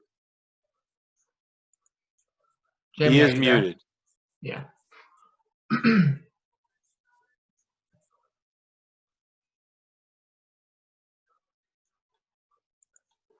Well, I could start until we hear from him. So this, if you don't mind, could you go to the, I don't know, is the screen sharing showing the, I don't know why my face is only showing, I can't see the actual, you're showing the site plan right now? Yes, I am. Okay. What do I have to do to see that? Oh, there we go. Okay, so the first application we could talk about is the one in orange. So that's we were, and I'm going to paraphrase, and Andy can correct me because I wasn't at the planning board meeting. The applicant is seeking a use variance in this area because the planning board has requested additional parking, and this is going to be the locations for more parking and where they're going to put some of the garbage enclosure. And the zoning board, the building department determined that a use variance would be needed because this small little section, this small lot, is not in the commercial district, and it's one of those odd, call it quote unquote, things where you don't have you can do a parking lot for an accessory use in that district, but this doesn't fit because it's not part of that district. So we're in this weird situation where we need to seek a use variance because it's a use that's not consistent with the code. And that, in a nutshell, is what we're seeking with respect to the use variance in that area. I don't know if anyone has any questions. Hey, Rob, this is Jamie Easton from MJ Engineering. Can you hear me now? Oh, good. Okay, go ahead. Sorry, board. I had, I don't know, technical issues or whatever, but I've certainly been waiting patiently.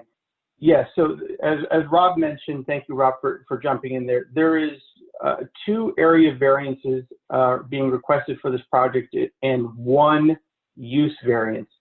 The area highlighted in kind of pink shown on your plan there, as Chuck has up nicely, that's approximately the 2,000 square feet within the commercial or within the R9 zone that requires a use variance and a area variance, because as part of the project, when you have a commercial zone abutting a residential zone, a 20-foot setback is required. Obviously, the parking area is completely within the R9 zone, so we were asking for we have to ask for a 0 setback in regards to that. But obviously, you can see the rest of the green space out there that there's really a larger setback. It's just because of the zoning line that you could see, as Chuck is highlighting there.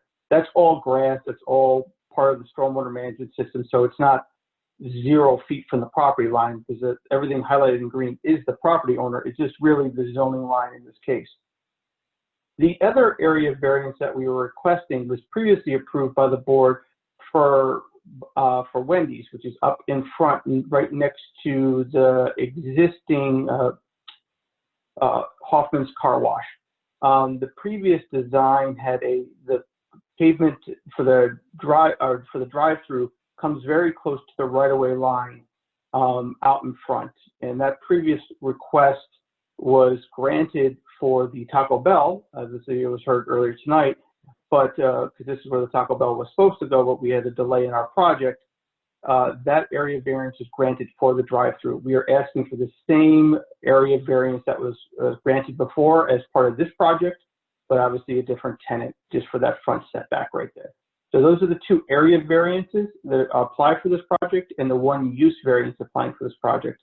Later on, I know there was a mention during tonight's meeting about the signs and things like that for this project. At a different date, the sign applications for the project and for KFC and everybody else will be going into the board. We do have the numbers, but that sign variance application, it's very premature to put that in front of any board because we don't even have site plan approval. So it's pointless to even ask for that small area variance that we would be requesting for that project. And we could talk about that at a later date, but that's all the information I'd like to talk to tonight about because it's so late. Okay. Chairperson Clementi, thank you, Jamie, for that update. I do want to echo what you said about the building department doing a fine job with this application, working real hard on it. So then just to recap, the looking for an area variance for the drive-through because there's a front setback encroachment. And then with regards to the parking space, you're looking for both an area variance because of the setback and a use variance to be used as parking space because it's R9. So that sounds right.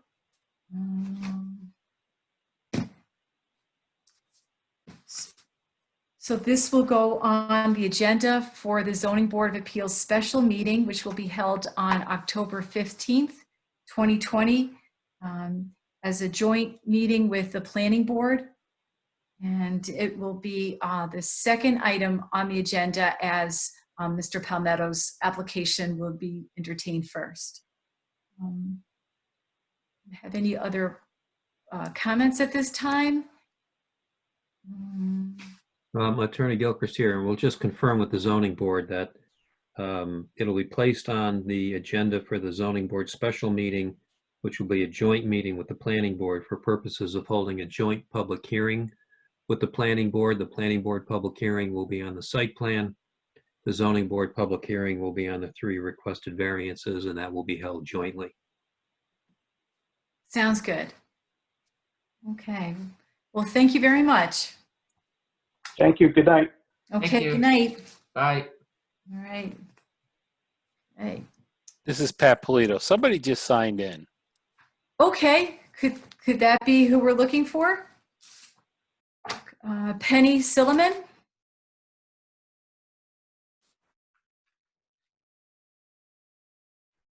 This is Chuck from the building department.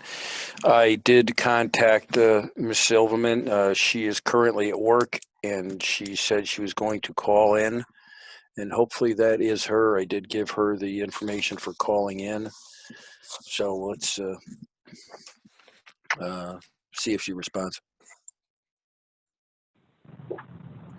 Like I said, Hello, somebody this is just... Penny Silliman. This Hi, is Penny Silliman. Welcome. This is Ann Clementi, chairperson of the zoning board. Thank you for joining us tonight. Oh, thank you. Okay. So we have your application at 29 Killock Avenue, where you're seeking Yes. 2 variances. Yeah, right? Yes. Yes. All right. So just if it looks like a very well put together application. I just have a couple of questions for you, Mrs. Silverman. Ms. Silverman, if you can hear me correctly. Yes, I can. Oh, thank you. All right. What is the name of the street that's perpendicular to Killock Avenue that's in on the other side of the front setback? Ridgewood? Ridgewood, okay. Yeah, I'm on corner lot, Ridgewood and Killock. Okay.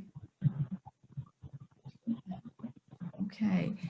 And where would you access the proposed accessory structure? From Killock or from Ridgewood? From Killock. Great. And you're proposing a Carolina carport? Is that correct? Yes. Okay. right. Well, it looks like your application is well put together with the help of our hardworking building department. Yes, yes, I think I appreciate them. We appreciate them too. So for the purposes of a public hearing, materials are complete. The Zoning Board of Appeals will meet in October, on October 19th, 2020. And on the agenda, you would be on about for 7:15 p.m. Okay. And that's on a Saturday, correct? Oh, October. I'm looking at September. I'm sorry. Yeah. That's a Monday. Chairperson Clementi, yes, it's right. It is a Monday. Okay. All right. All right. Okay.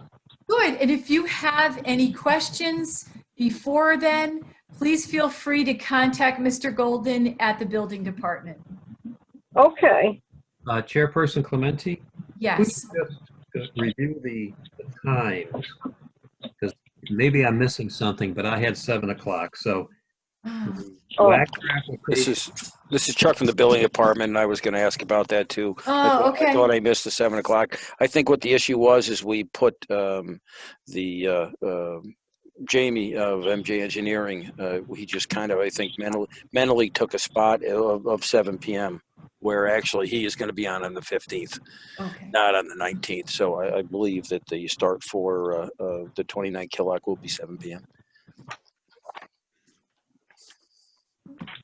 Oh, thank you, Mr. Golden. This is Chairperson Clementi for that clarification. So Ms. Penny Silverman will see you at 7 o'clock on the 19th of October. Okay, very good. Thank you for your time and efforts. Thank you for your time. Have a good night. You too. Thank you very much. Bye. Bye. Bye, everybody. All right.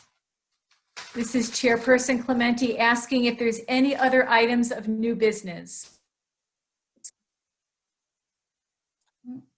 This is Chuck from the building department, and there is not any more new business, thank God.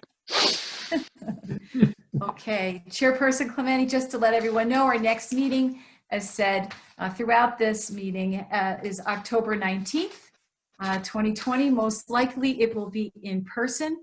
However, if it's via the Zoom platform, I think Pat Polito, as our moderator, has done a wonderful job getting everyone who needs to be heard. Then we will do a roll call for an adjournment. The chair makes a motion to adjourn to close the meeting. Do a roll call vote. Member Schmidt. Aye. Thank you. Member Curran. Member Curran, aye. Thank you. Member Manillo. Member Manillo, aye. Thank you. And Chairperson Clementi, aye. This concludes our meeting.